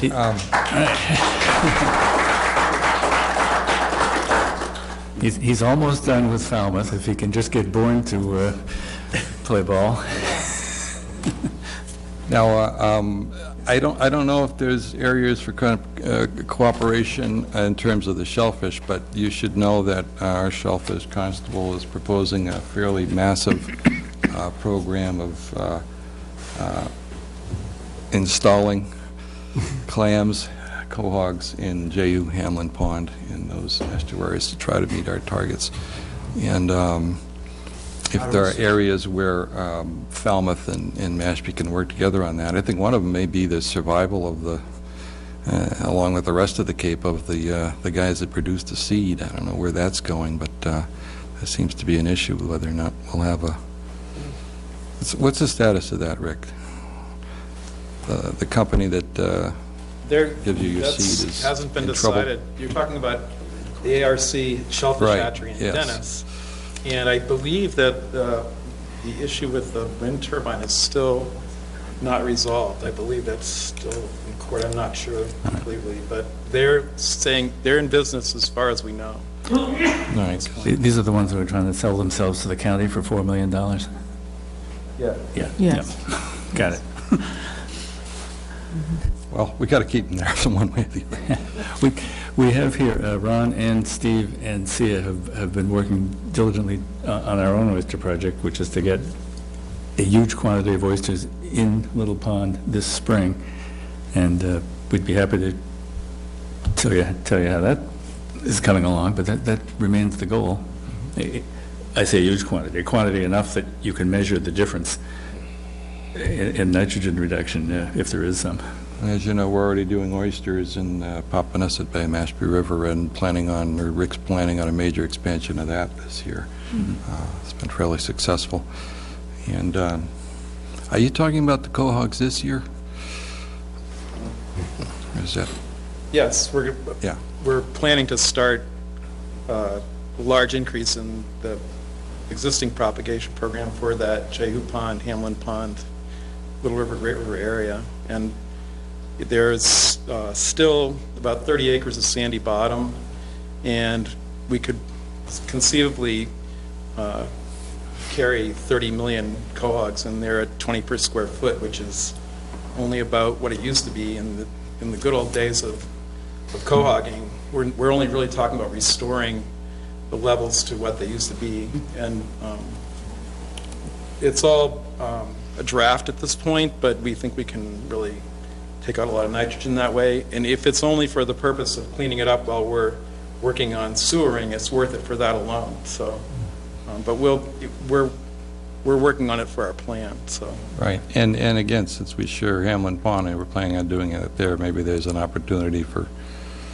Falmouth to plant some seed on their side of the pond too. Well, you got their side of the pond is a small area, and it's mostly muck. There's the sandy bottom. Unfortunately for Falmouth, that side is pretty dead, and it's. But if they would look at using shellfish and some of their estuaries on the other side that need remediation, that would be interesting. I haven't really looked at it. And the other thing I wanted to mention was that in Papaneset, it's the town. As Brian mentioned, it's the town and the tribe. Between the town's propagation for fishery and the tribe's shellfish farm, that project we're talking about expanding.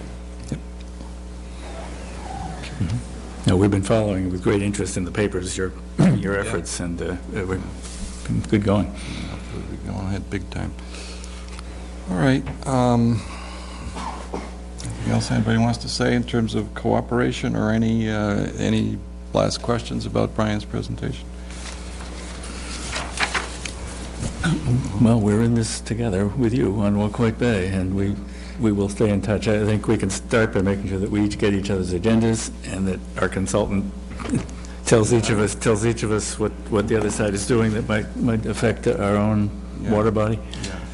We're in a weird situation where we're in the middle of a process where the Mashpee Water District is about to become, at some point, possibly this year, a water and sewer district, and we will disappear.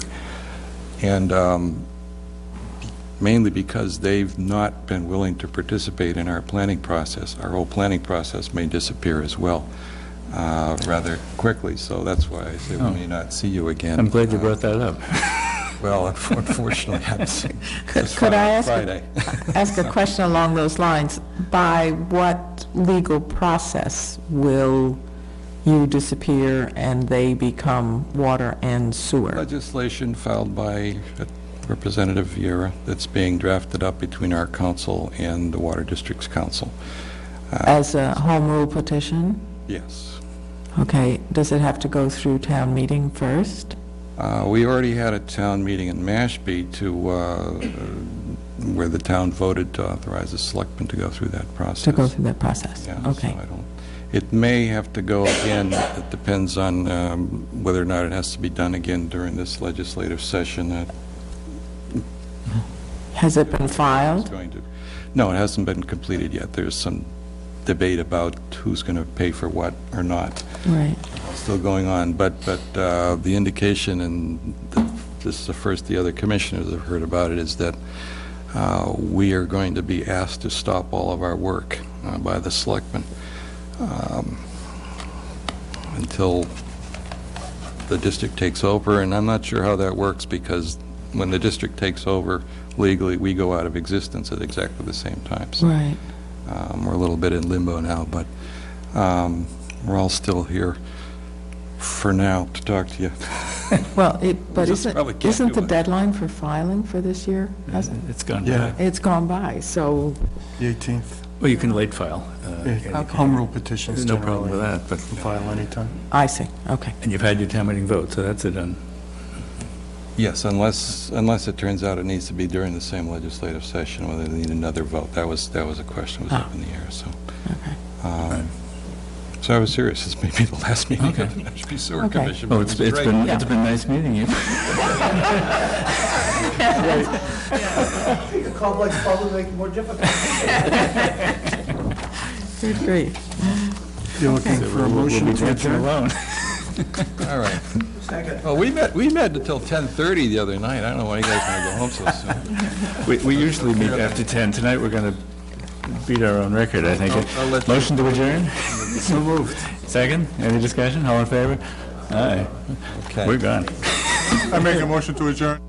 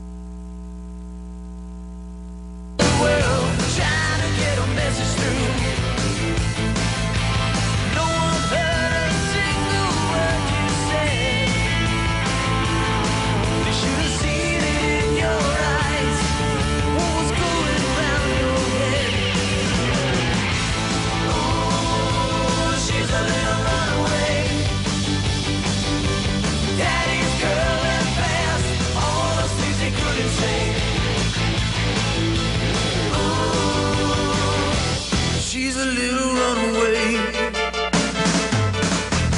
Different light every night, guaranteed to blow your mind.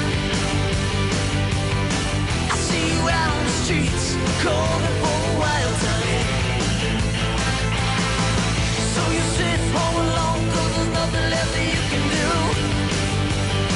There's only pictures hung in the shadows left.